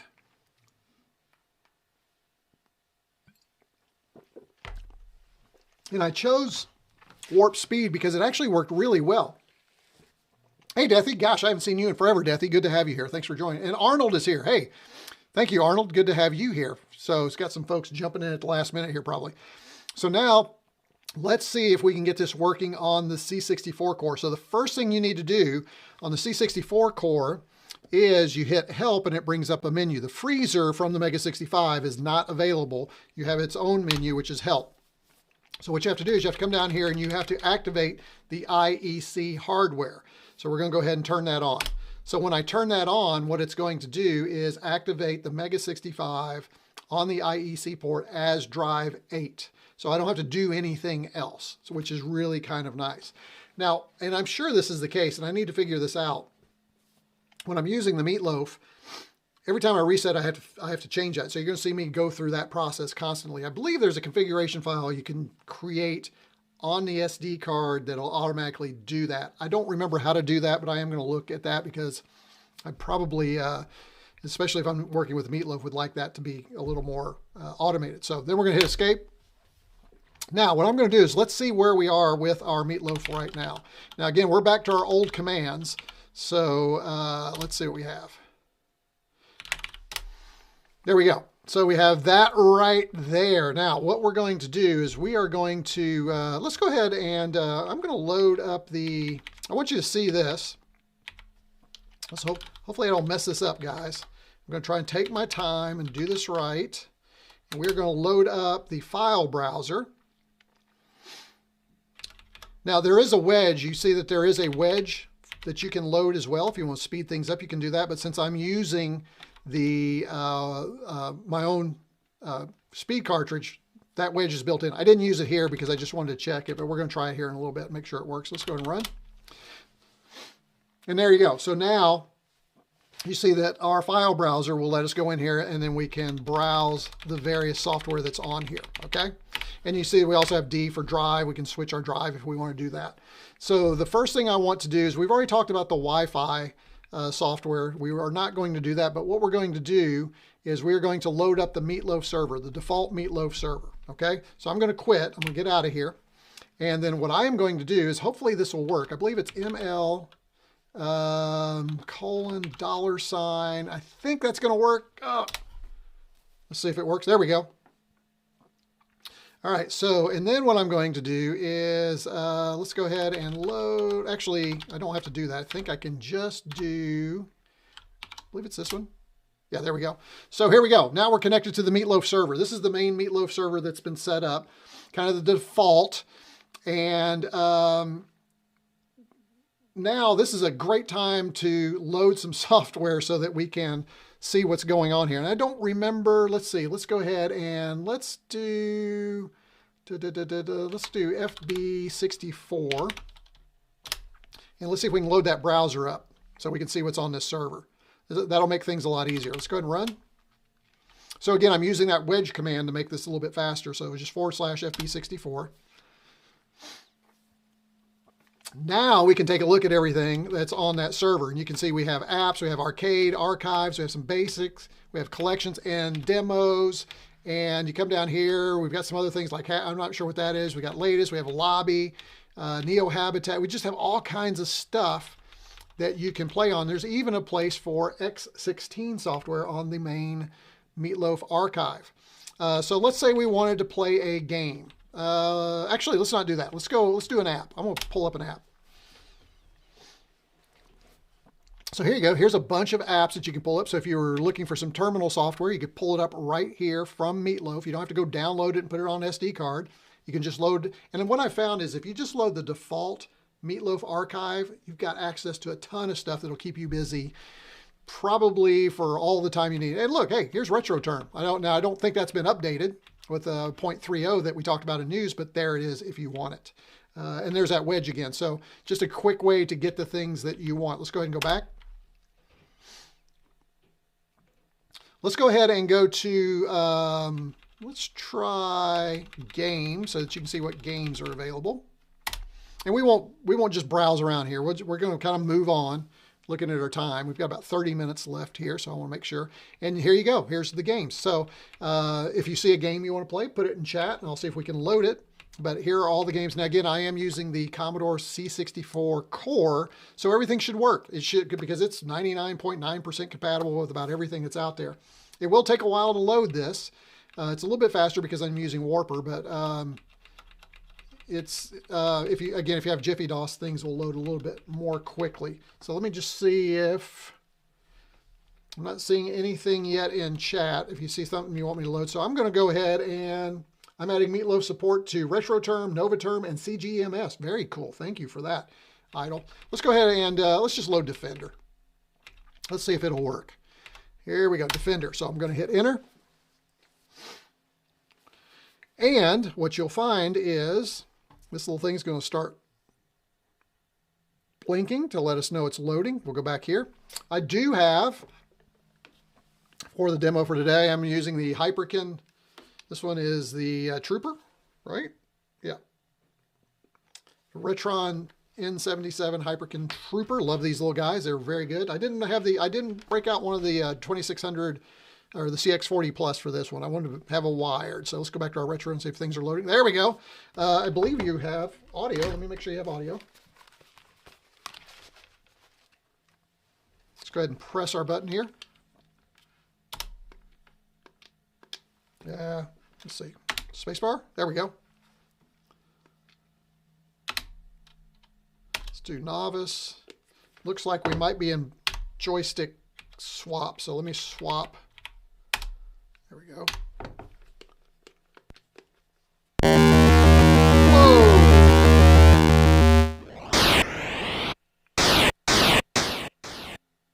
Folks, that is loud. All right, there we go. So you can see that that works just fine. And this is not a Defender live stream, so. All right, let's go ahead and get out of here. We'll get out of there for us here. Now, you do have to reset, unfortunately, so we have to hit our reset. Oops, let me go ahead and try that again. Oh, wow, that's holding on to it. That's pretty interesting. Let me go ahead. I'm going to have to hard reset that one. All right. Okay, so now we're back. So now what I want to do, now I think what happened, as long as you don't power cycle the Meatloaf, I should still be connected to that server.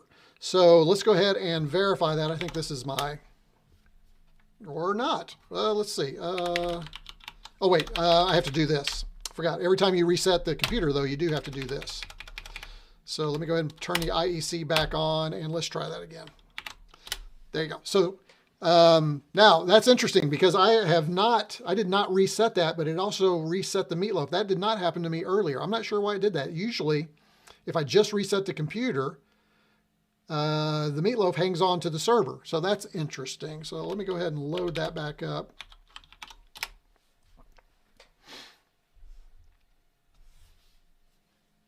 And let's just verify. Okay, there we go. So we're back there. So again, if you have a Meatloaf, that'd be a great server site to play on and with. I am going to try one. I want to show you this one. This one's kind of fun. So these are shortcodes. Now we're talking about shortcodes and just having some fun with the Meatloaf. And I want to try this one. This one is just a lot of fun. This is Meatloaf's Game of the Day. You don't know what you're going to get for the day, but you put /ML: Game of the Day, and it will load up just some random game. Let's see what the random game of the day is for today.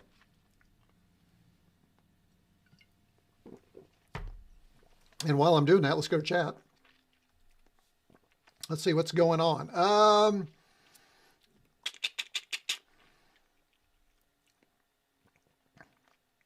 Meatloaf responds. Oh, here we go. This is good. Meatloaf responds to IDEs 8 through 15. So evidently there's a way to make those changes. We talked about that. Bruce, there you go. Bruce Lee. I know. I should have played it. You're right. I missed it. Sorry, Taro. Came up a little bit short. Meatloaf supports Epic's fast load too, which I have. Haven't used Warp Speed fast loader yet, so it's falling back to standard. Oh, is that right? It is falling back to standard? Oh, well, that stinks. I didn't realize it had to have support for that. So I guess what I could do is I could pop this in. Maybe we'll do that here in a little bit. We'll try that next. If you switch Epic's fast loader on your Kung Fu Flash, things will load up faster. Yeah, I could do that as well.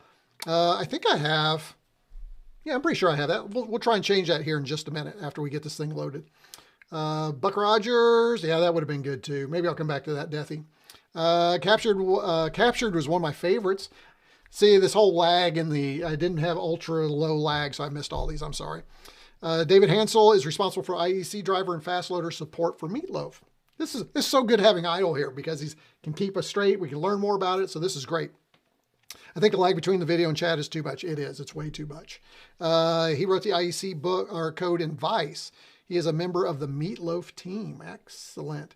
I bet it's Dig Dug. Yeah. So let's go ahead and so as you can see, oh, there we go. Let's run. Let's see what the game is. Here we go. This is the game of the day from the Meatloaf team. I assume it's random. I don't think anybody's curating this. Correct me if I'm wrong, Idle. And today's game is Dig Dug. You know what? Dig Dug was the game of the day the last time I tried this. So I think we need a new one. So there you go. There's the game of the day. Let's see if I can, let's see what it looks like. Nope, don't want to do that. Let's go F1 to start. There we go. And it looks like I need to let him get down to where he needs to go. There we go. Yeah, and I need to swap my joystick, so let's go ahead and flip the joystick again. There we go. So there you go. There's the game of the day, Dig Dug, if you want to play that. Now, Idle just said that we need Epic's fast loader, so let's go ahead and fix that. So what I'm going to do is I'm going to go into my cart here, and I'm going to hit a button right here so we can change that. So let's go ahead and go back in here.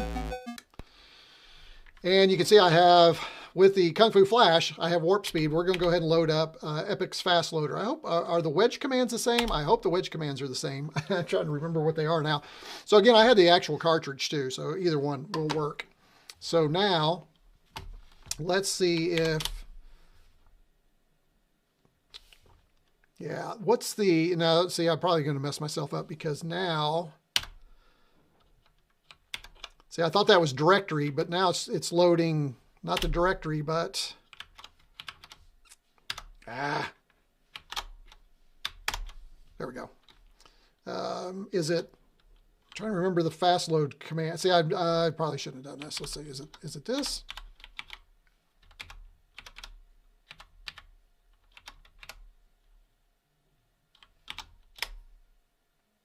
Oh, it's not working. Why isn't that working? That's interesting. Let's, oh, that is wild right there. Let's see if we can get, let's make sure we are, and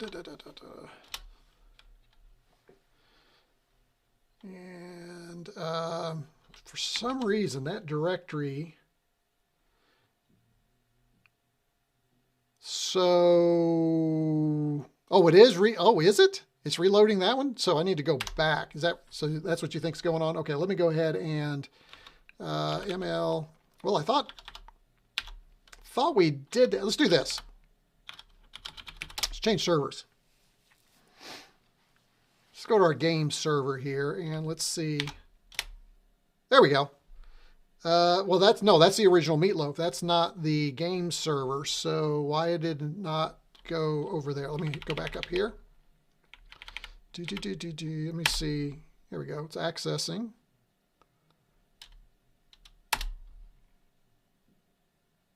Huh. Interesting. It's because that's what was going on because it was the last thing loaded. Got it. Your C64 config file inside your C64 folder doesn't seem to be existent or write protected. C64 Core normally saves the options. Yeah, Deft. That's what I need to do. I need to figure out why that's not hitting that. Let's try, see if we can get this thing loaded. Okay, so that's working. Now let's see if I can get back to a server because I'm not, let's go ahead and try the next thing. The next thing I wanted to try was actually see if we get PTerm running. Let's see if it's working today. So this should load the BBS, I believe. Let's see if that works. Nope. What did I do? Oh, wait, that should be ML PTerm. What do I do? PTerm.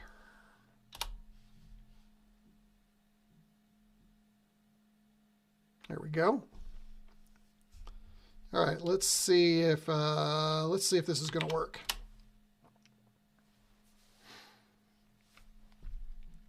All right, so this is the PTerm server. And I was told that what you could do is you could come up here and run this and it will get you online. So now I've had varying success with this. We'll load it and see what happens. Now I am going to, just because I am going to do this the old way, just to make sure I don't bork this thing up. There we go.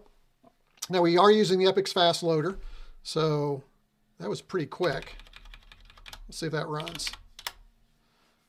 That was really quick. Check that out. So here you go. Here is PTerm running, Petsky term right here. And you see what's really cool about this is we already have a dialing directory built in with all these great sites that we can visit, which I think is pretty cool. So if I wanted to go to the BBS Retro, Boar's Head, Boar's Head's pretty popular. I had heard of that one. I've not heard of Multizork. That's kind of cool. Let's see if we can get to the Retro Campus. And I believe, if I'm not mistaken, everything is set up in here, so we don't really have to make any selections or edits. So I'm just going to hit enter. I believe it's enter. Yes. Cursor select. Yes. And let's see if we get a connection.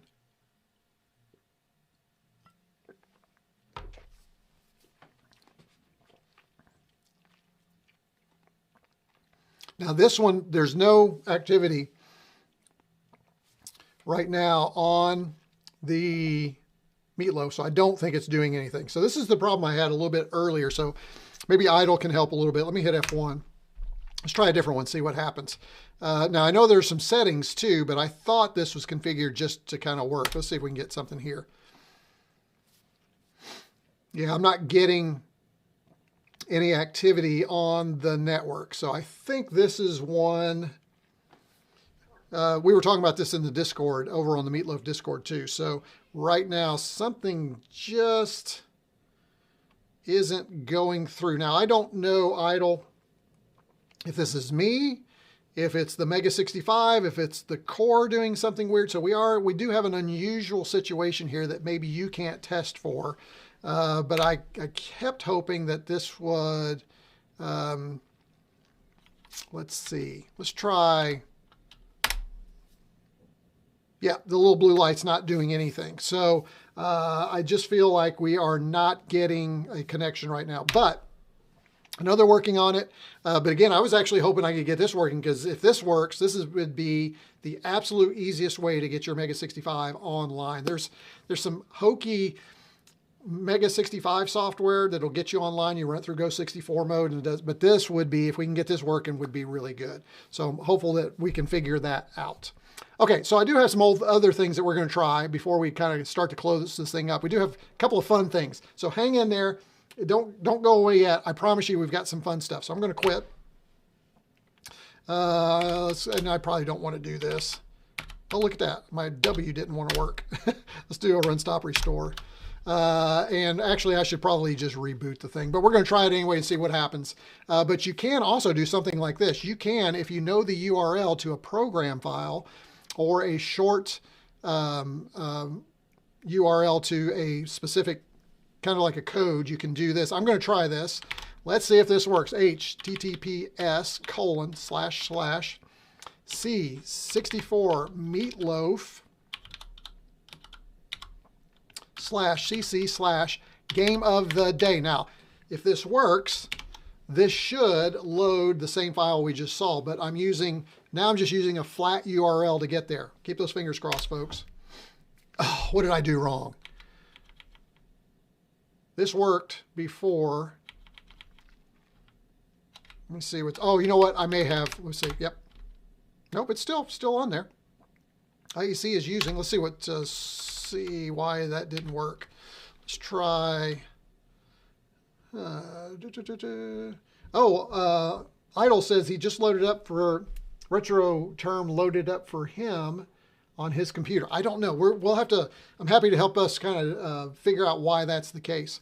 Right now I'm trying to figure out, what did I do wrong? HTTPS, Meatloaf, C64, oh, C64.Meatloaf. I'm sorry, see, user error again. Shoot. There we go. There we go.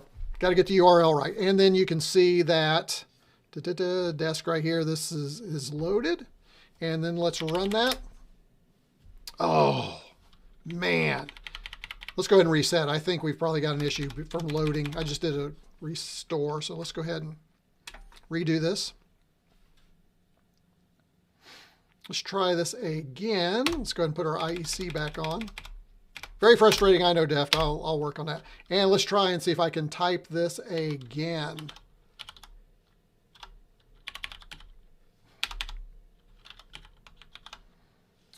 Come on, Steven. My modern computer hands don't want to get back with my 1980s hands. So then it's //c64.meatloaf.cc/game of the day, close quotations. So that should work. Let's try it again. So it's searching. It says it's loading. So see you, Mr. Landfill. Thanks for joining. Appreciate it. And then let's run. Yeah, for some reason it did not load that time. It has worked for me before. Not sure why that didn't go.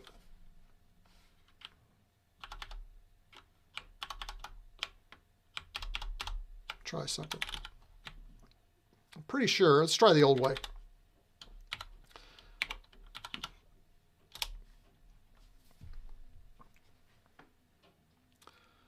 Let's see if this gets us any closer. There we go. Needed that extra little on the end in order to get it. So see, that's where the wedge wasn't going to work, and you needed the whole thing with to make sure that it put it into memory for. So there you go. So you can load a game directly from a URL, which is pretty cool. If you have a list of URLs, you can do that and know where they are. Now let's do a couple of other fun ones. And hopefully I can get these working quickly. Now it's starting to feel a little bit better for me. So let's go ahead and let's see if we can do a reset. But I think Dig Dug's going to reload. That's what happened before. Yeah. So let's go ahead and do this. Let's go ahead and load back our IEC. And then the next one we're going to try is one that looks like this. This is ML Old Tower. This is kind of cool.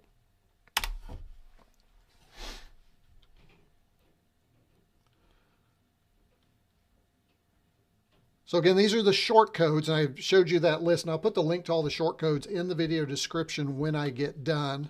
Let's run this.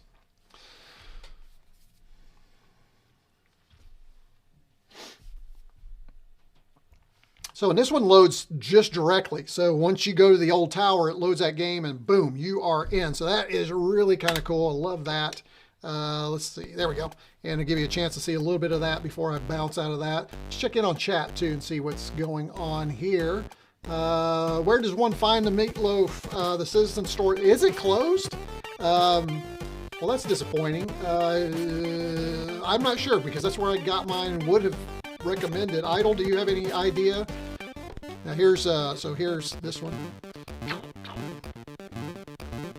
Old Tower here. And I'm trying to remember.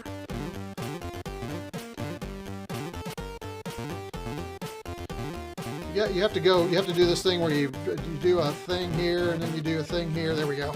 And then you come back down, and then once you get there, then it'll open up a little hole and then you go in. So this is a great game. It's a lot of fun. This is probably one of the most fun games on the Commodore 64, quite honestly. It's really well done. So not sure, let's see, can you do rest calls with the Meatloaf? Well, I am not a developer, Martin, so let's see what Idle says. He might be an opportunity.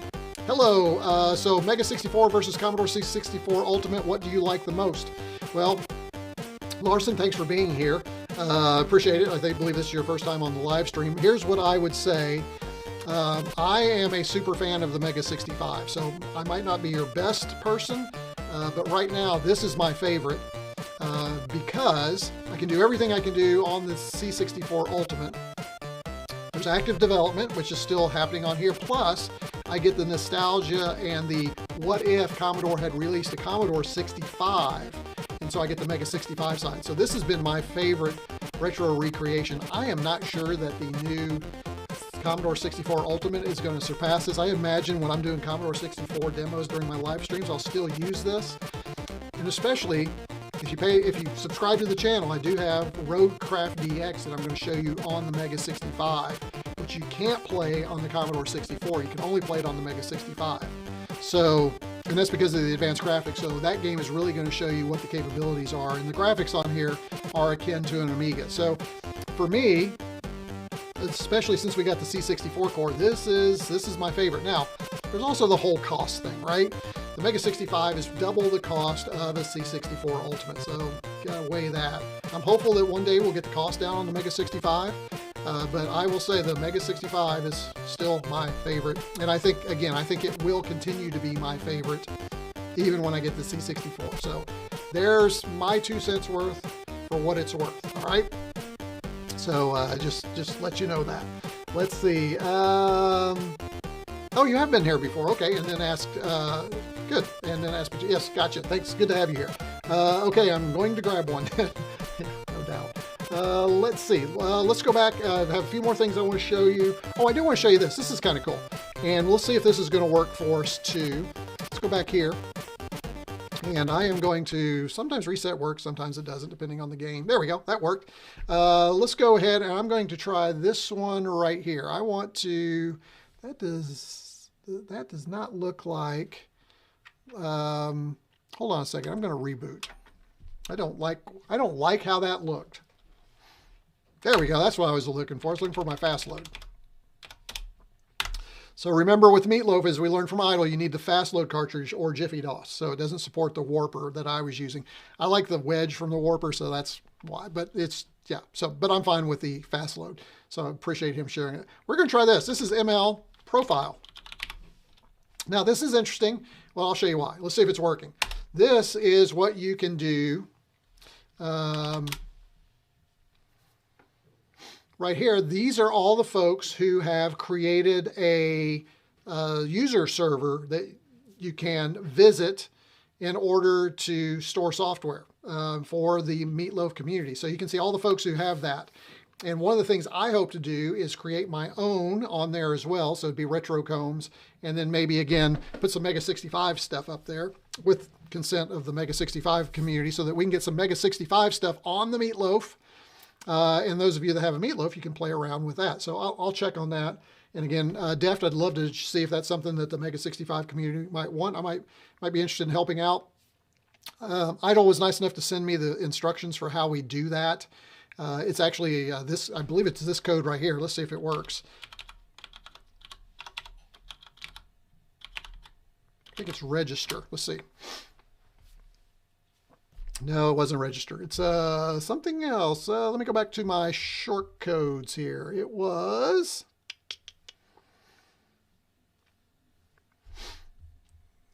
Let's see. Is it registration maybe? Let's see.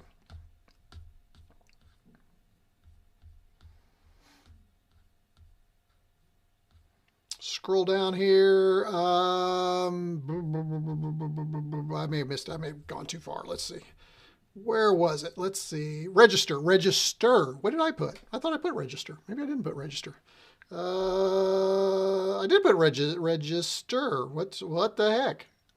Maybe it's not available. May not be live for us.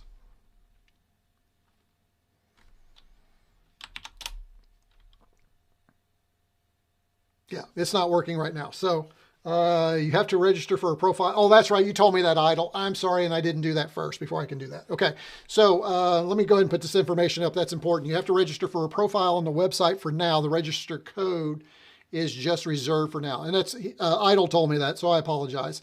But yes, I plan to do that. And what I'll do is probably, I think I'm going to try and do that in a prepared video so that you don't see all my mistakes and we get that right. But I think that would be a lot of fun to do that. Okay, one more fun one, and then we're going to show you one more really cool thing that it can do. I am going to check this out. This one is, I like this one, /MLISS. Let's see if we can connect.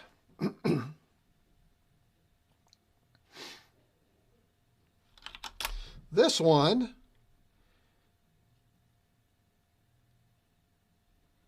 if we, let's see, what did I use for that? That was, let's go to FB64.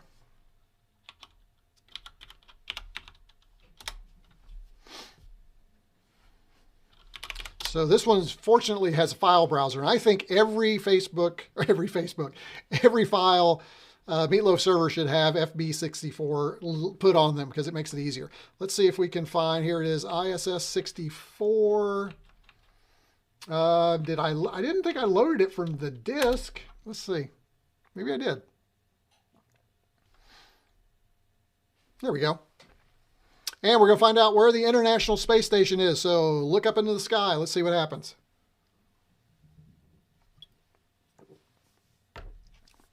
There you go. So I just think that is a fun one. That is one I would just like to have it sitting over here in the back and just have it running. I don't know if it updates itself regularly or if you have to poll it, but I want to assume that it'll update itself as the satellite moves along. So just really cool. So I just want to throw that up there. I will tell you a couple of other things that I've not tried, but it also supports, so that you all need to know. Of course, I showed you the run from URL, so you can run code or .prg files from a URL if you have that URL. There's also a Samba server, SMB server. If you want to run one of those servers internally, you can do that. Oh, Idle says it does update periodically. Thank you for that. You can also run from a WebDAV server. So you can put all these files, all your files on a server in your home, and you can serve them via WebDAV to your Meatloaf. Now, here's the coolest thing, though. Boy, I hope this works. But I want to show you something that I think is just really cool. Let's say you're browsing along. Maybe you're in CSDB and you find a program file. Okay, so you're in your web browser on your computer, on your local network, where the Meatloaf is also connected. I'm going to show you, and we're going to see if this will work. But I really think this is cool. I'm going to go back to my Mac. And what I'm going to do is, you remember, I'm going to try this first. So we're going to see if it happens. You remember we were talking a little bit earlier about RetroTerm. So, and I don't know if this is going to work, but I'm going to go into Build. And we'll go into Commodore. Now, the great thing about this is those are PRG files. You see that right there. So there's a chance that if I right-click on that, I can send that to the Meatloaf. You can see down there, there is a Chrome extension to send files that are PRG files to Meatloaf. I don't know if this is going to work. I have not tried it. I thought it would be fun for us to try it when I saw it show up as a PRG file, PRG file. There we go. So let's see what happens if I can send that to my Meatloaf. So here we go. Now, when I do that, you can see over here, it says, hey, run this command right here. And so the command is load ml asterisk comma 8. So now we're going to bounce back over. Let me pull this over here so I don't lose this because I'm going to need this as a reference. We're going to bounce back over to our retro computer. Now I need to get out of here. Now I don't know if I just borked it because I did not reset this. We may have to do this again because I don't think there is an out. Yeah, you can't get out on this thing. So let's see what happens. Yeah, so let me do that again. I need to reset everything back to the basic. So let me come back over here. We'll do this. I want it to be clean so that you can see how it works. So let's come back down here. We'll set our IEC. We'll do that. Now, let's go ahead and come back to our computer. Let's go ahead and right-click on which one? This one is, interestingly, I need to know which one. This is for the +4. 232. I don't know which one works with the C64. We'll just see if we can load one. Let's just see what happens. Let's go ahead and send to Meatloaf. Okay, so now we'll come back to our Meatloaf. I'd pick PRG from, you think the PRG from CSDB would work? We'll try it here in a minute because I've been having some problems with CSDB loading over too, but maybe. Let's go ahead and go back to our retro computer. I'm gonna do just the command it shows. I could use my wedge, but I'm just to make sure we are above board on this thing, (8). Let's see what happens. I see some activity. Okay, let's go ahead and pull up a directory and, oh, it didn't bring it over. Okay, so that's okay. as Idle says, that might not work. So let's go ahead and we'll go to CSDB. So I will come back to my Mac. I'm just trying to locate a PRG file online. So let's go ahead and go to CSDB. Oops, wrong computer. There we go. Now here's CGMS 2021. Let's go ahead. Is RetroTerm over here?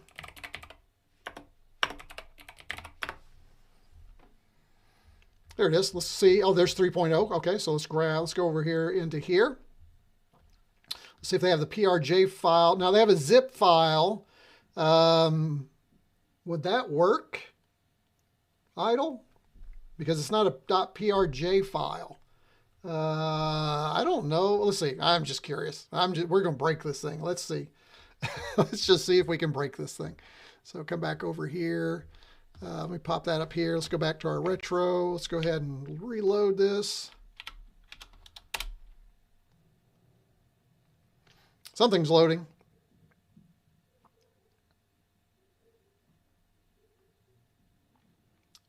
So it's still got network activity. I can show you that. You can see the little lights on right there. So it's still trying to do something.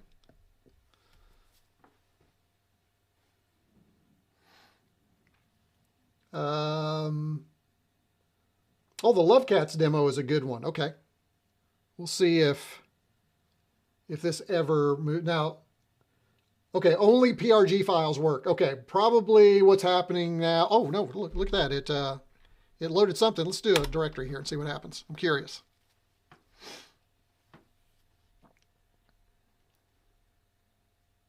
Yeah, it looks like that locked up. I don't think that's doing anything. I am looking on the other hand. Oh, you guys are talking about the difference between MEGA65 and C64. Okay, so, oh wait, there it went.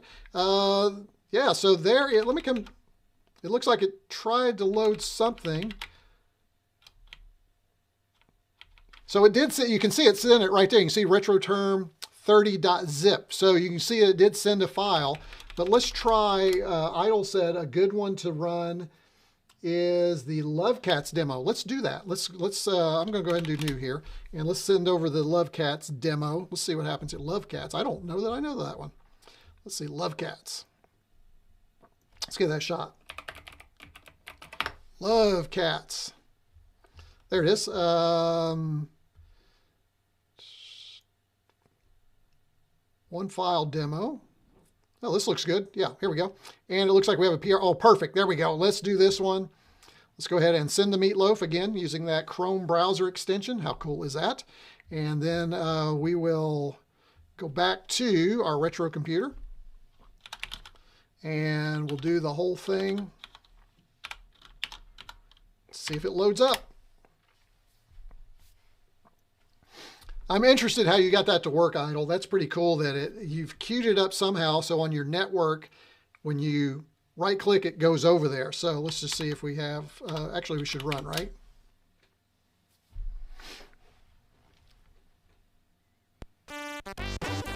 There we go. We got that? There we go.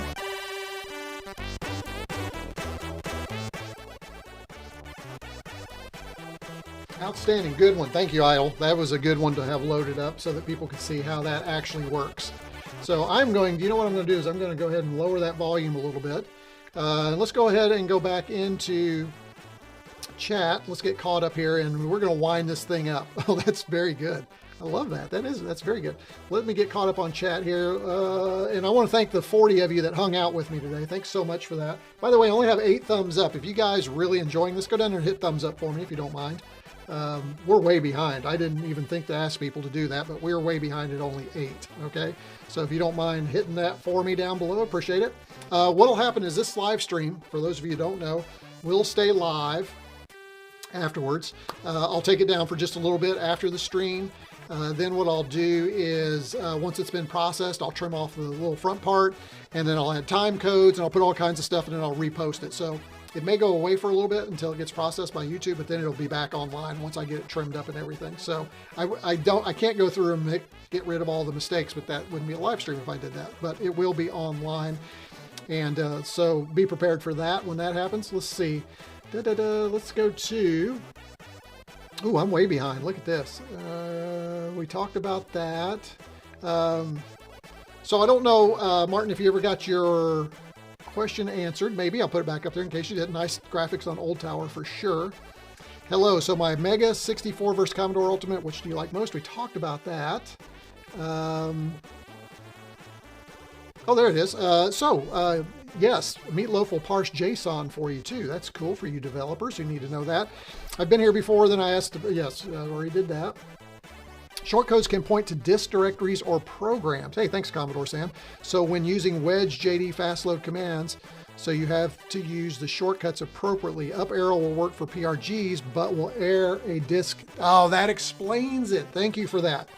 That definitely helps me out. I kind of understand that now. Let me move this little guy right here. I'll move. Here we go. So you can see the chats at the same time. And let's see, this should work out. That should work out for me. Oh, so very interesting. I'm interested to hear what you're going to do with that, Martin. I can solder. I am a tech that has way too many projects. Davey, that is all of us. If you didn't hear earlier, I invested in a new 3D printer that's just going to suck more of my time that I don't have. So that's just the way it goes, right? I just thought it would be easier to just buy a package and 3D print the case. Probably would be. It seems like a pretty easy build if you're talking about the Meatloaf, and I think you are. I collect projects as well, no doubt. I think Seth is building some more for Citizen Shop. Well, that'd be good. I don't remember what I paid. I think it was less than $40.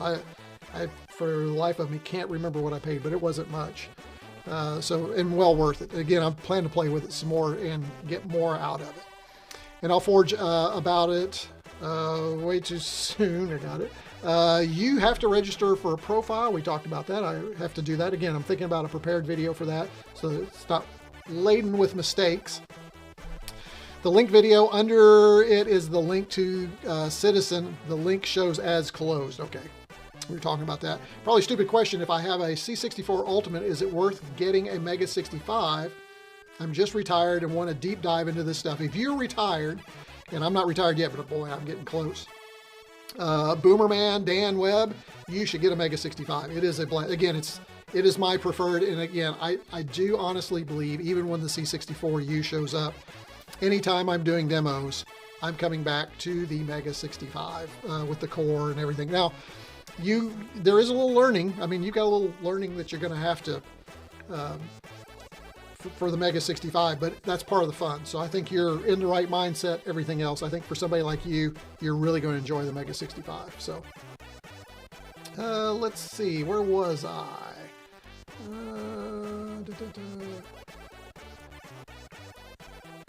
There we go. Probably stupid question. Oh, okay, there we go. Finally came back up there. Okay, hit me up later. I have plenty of parts. I can build some for people. Oh, well, that's awfully nice of you. Thank you for that, Idle. It does update periodically. Yes, it does. Firmware is updated regularly. I think I'm a version behind on the firmware. I uploaded to the latest firmware and had some issues. I'm really curious if we can work this P-term thing out, though, Idle. We'll have to, maybe we can talk in your Discord about that. I agree, my favorite is the Mega 65. Hey, I am Display Boy, good to have you here. But I also ordered the C64U and Starlight and Founders Edition. As a collector, you have to have them all. I'm so excited Commodore is back in business. It is a great time to be a retro computing fan, that is for sure. If the C64 Core and the M65 would get a turbo mode like in the C64U, then you'd be good with just the M65, the Mega 65. Yeah, Tara, that's a good point. You know, we have to add that cartridge in order to get that support. Now there is, if I go here, you can, of course now I've got, let me come down to this view for you. You can load cartridges. You can see cartridge file there. And I thought there was, somebody had said that there was a way to change, there it is, I think it's here. I think you can put a Jiffy DOS kernel in there to speed things up, but it is not like what you are talking about for sure. That injecting that software like super fast is really pretty cool for sure. If you want to try some other cores, the Mega 65 is for you. That's not possible on the C64U. Good point. Well, at least we don't think it is, and I'm pretty sure it's not going to be. But yeah, you can throw like a pet on my Mega 65. I have a pet, We know there's a VIC-20 core coming, and there is still a C64 core in the works. So you need to take a look at, hey Jamie, you are very late to the party, and I've been mowing through your Blenheim ginger ale. Matter of fact, I'm down to my last sip. That's how late you are. But actually, there's one more sip. So good to have you, though. Let's see. Let me get caught up here. We did that one. Only PRG files, just as a reminder. Yep. Is there a way to use Meatloaf to connect to my Synology? Synology supports SMB, right? And or WebDAV. So as long as you can do that, you should be good to go.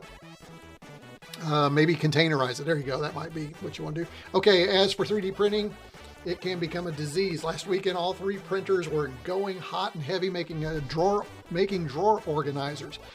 Besides using Tinkercad, we need to learn how to use Fusion. You know, I've been playing with, I played with Onshape. Some of you may not know, in my previous experience, I was a drafting and design guy. So prior life, wrote some books for AutoCAD, was big into AutoCAD, 3D Studio. Did a lot with SketchUp when it came out. But recently I've been fascinated with Shaper. I'm not sure if you've looked at it. Shaper is, I think it's Shaper 3D. Really like it. It's kind of like the best of SketchUp with its ease of use. And but it's parametric modeling, which SketchUp is not. And I really like Shaper. I'm thinking, just for my brain and the way it works, and it's got some old AutoCAD-like things in it too that I like. So Shaper's pretty cool, and you can get it for free if you're just using it as a tinkerer. So I do love that these folks are providing their software for free to makers. So, but I'll probably be doing some Shaper stuff. Let's see. I got ahead of myself here. Yep, good to see Jamie here. You know, the other thing I didn't mention, let me come back to Jamie. I don't think it shows up here, but if you look in chat, one of the things you're going to notice is that some folks have, let's see, Davey, for instance, has a little badge next to his name. So when you join the channel with a YouTube membership, you get badges next to your names. And looks like Davey is at the 1 year mark. Davey, I'm not sure when your new badge hit, but his 1Y means that he's been a member for a year. So congratulations on your year anniversary. I'm not sure when that hit, but great to have you here. The other thing is you'll see some like number 1s, number 2s, number 3s as well. So when you are a YouTube member, you get access to some additional little badges next to your name, which is kind of cool.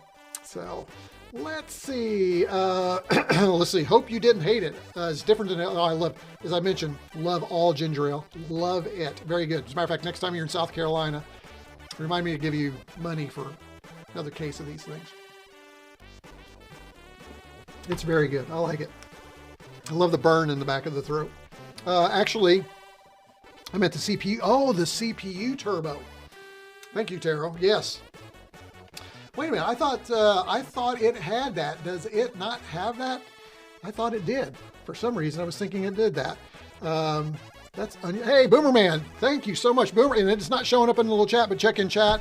Boomerman just became a member at the Commodore pet level. So thanks for joining that, Boomerman Dan Webb. Just as a reminder, just because you came into pet, I really appreciate it. I'm not trying to upsell, but just so everybody's clear, the Discord access is at the VIC-20 level. But hey, I love having you at the pet level. Thank you, Boomerman Dan Dan Webb. It's great to have you here. Thanks for becoming a member of my channel. Love having you on board. So thank you for that. Love anybody who joins and supports at any level. It's so good to have you there. So thank you for that support. Let's see. Yeah, woohoo, thanks. You bet. Let's see. I'll probably add AFP2 for fun. Why not? You know, why not? I'm not sure how much more space you have on the ESP32, but it looks like you've got some stuff. I think I've heard FreeCAD. Yeah, FreeCAD is free, and its interface is kind of weird. So, I mean, it's like some parametric. You sketch first and then you extrude, but it's a little more. It's not as polished as my recommendations right now. If you're looking for 3D modeling, no experience whatsoever, Tinkercad. If you have used something like SketchUp, go to Shaper 3D. Because again, that interface is so similar, the way you extrude, shape, but it's parametric, which is good. It's not a surface modeler, which is what SketchUp is, which is why it's not good for 3D modeling. And then if you want the ultimate parts mating, component stuff, go to Onshape. Onshape is amazing, but it is complex. It's not a SolidWorks complex. It's not probably even a Fusion 360. I think it's easier in Fusion 360 to wrap your head around, but that would be kind of my recommendations from an old CAD professional from back in the day. So that's the way I would roll. So, all right, let me go ahead and kill this. And let's see, let me check my notes here. Did I cover everything I wanted to cover with you? We talked about that. We did. We're good. You know what we didn't do? Let's check our poll here. Let's see where all of you are. And you know what? I forgot I had all kinds of Meatloaf puns. I used none of them. I will tell you one Meatloaf thing that popped up. So the lovely accountant and she said, what is your subject for today? And I said, it's meatloaf. And of course, she doesn't know what a meatloaf is or what that would be. I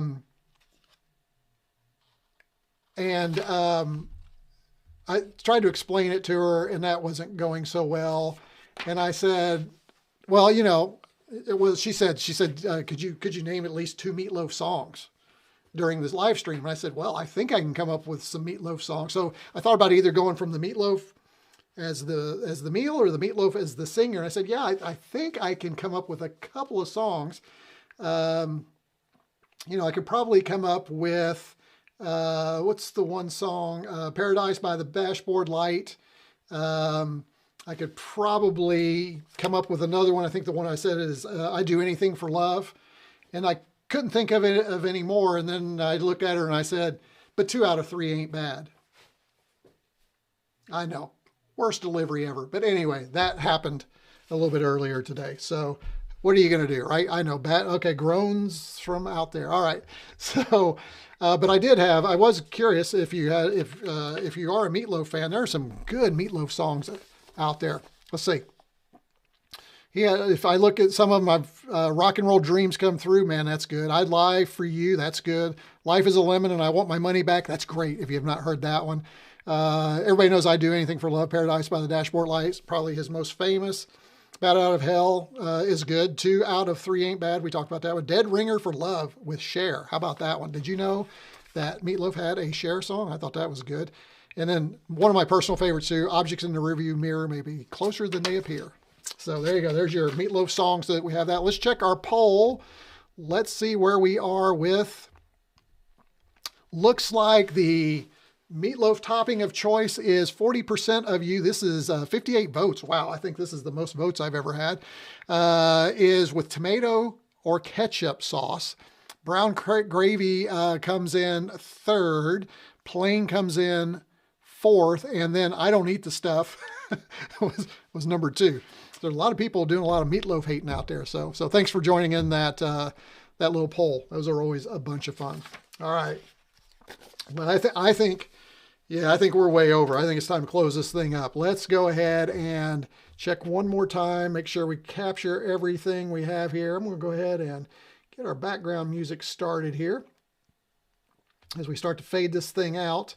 And let's check out chat one more time. Say goodbye to everybody.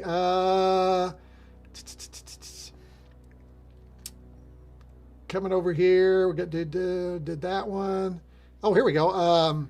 I did get a book called Fusion 360 for Makers, so I may give it a try and go through the lessons in the book. Yeah, if you got a book and you've got the software, which you can get for free. Does anyone have a time stretching machine to add more hours to the day? I have not created that. Maybe we can 3D print one. Look online, see if you can find one. Paradise is fantastic. Funny as heck at the end. Absolutely, Davey. It's got that, for us, you know, folks who lived during that time, yeah, it's pretty hilarious, the whole thing. Let's see. Meatloaf is a legend. Yes, idol he is. We lost him, what, 3 or 4 years ago? Did we lose him during COVID? I'm trying to remember. As a German, I'm not much familiar with the meat. It's more common to hear it as the singer. Yeah, absolutely. So, which we talked about. Most people have never tried my wife's meatloaf.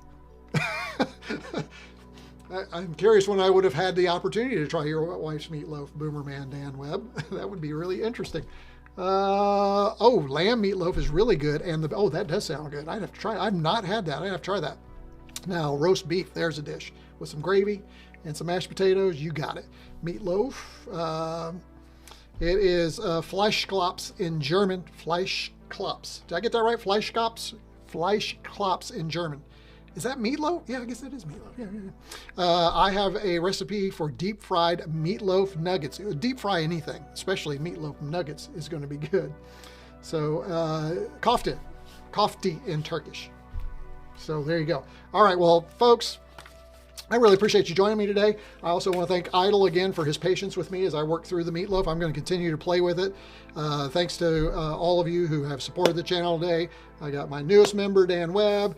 We have Xander gave us a little super chat, so I really appreciate that. Again, all that money goes back into the channel to get to you. It doesn't come to me in the main budget. It stays in the studio. So we always appreciate everything that you guys do to support me.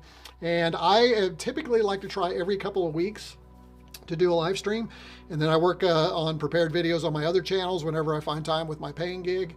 I unfortunately am going to be traveling a little bit this week, so I'm going to have limited time to do either, but I am hopeful that I get a video online within the next 48 hours, which I think you're going to enjoy if you're a tech guy, where Jamie over at Jamie's Hack Shack, who came in a little bit late, he and I went out and we played with a LoRa device.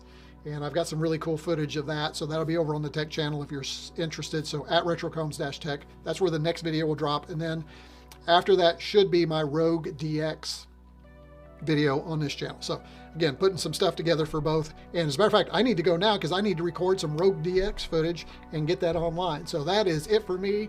Thanks for joining, guys. RetroCombs out. See you next time. Good to have you all here on a cold Friday afternoon.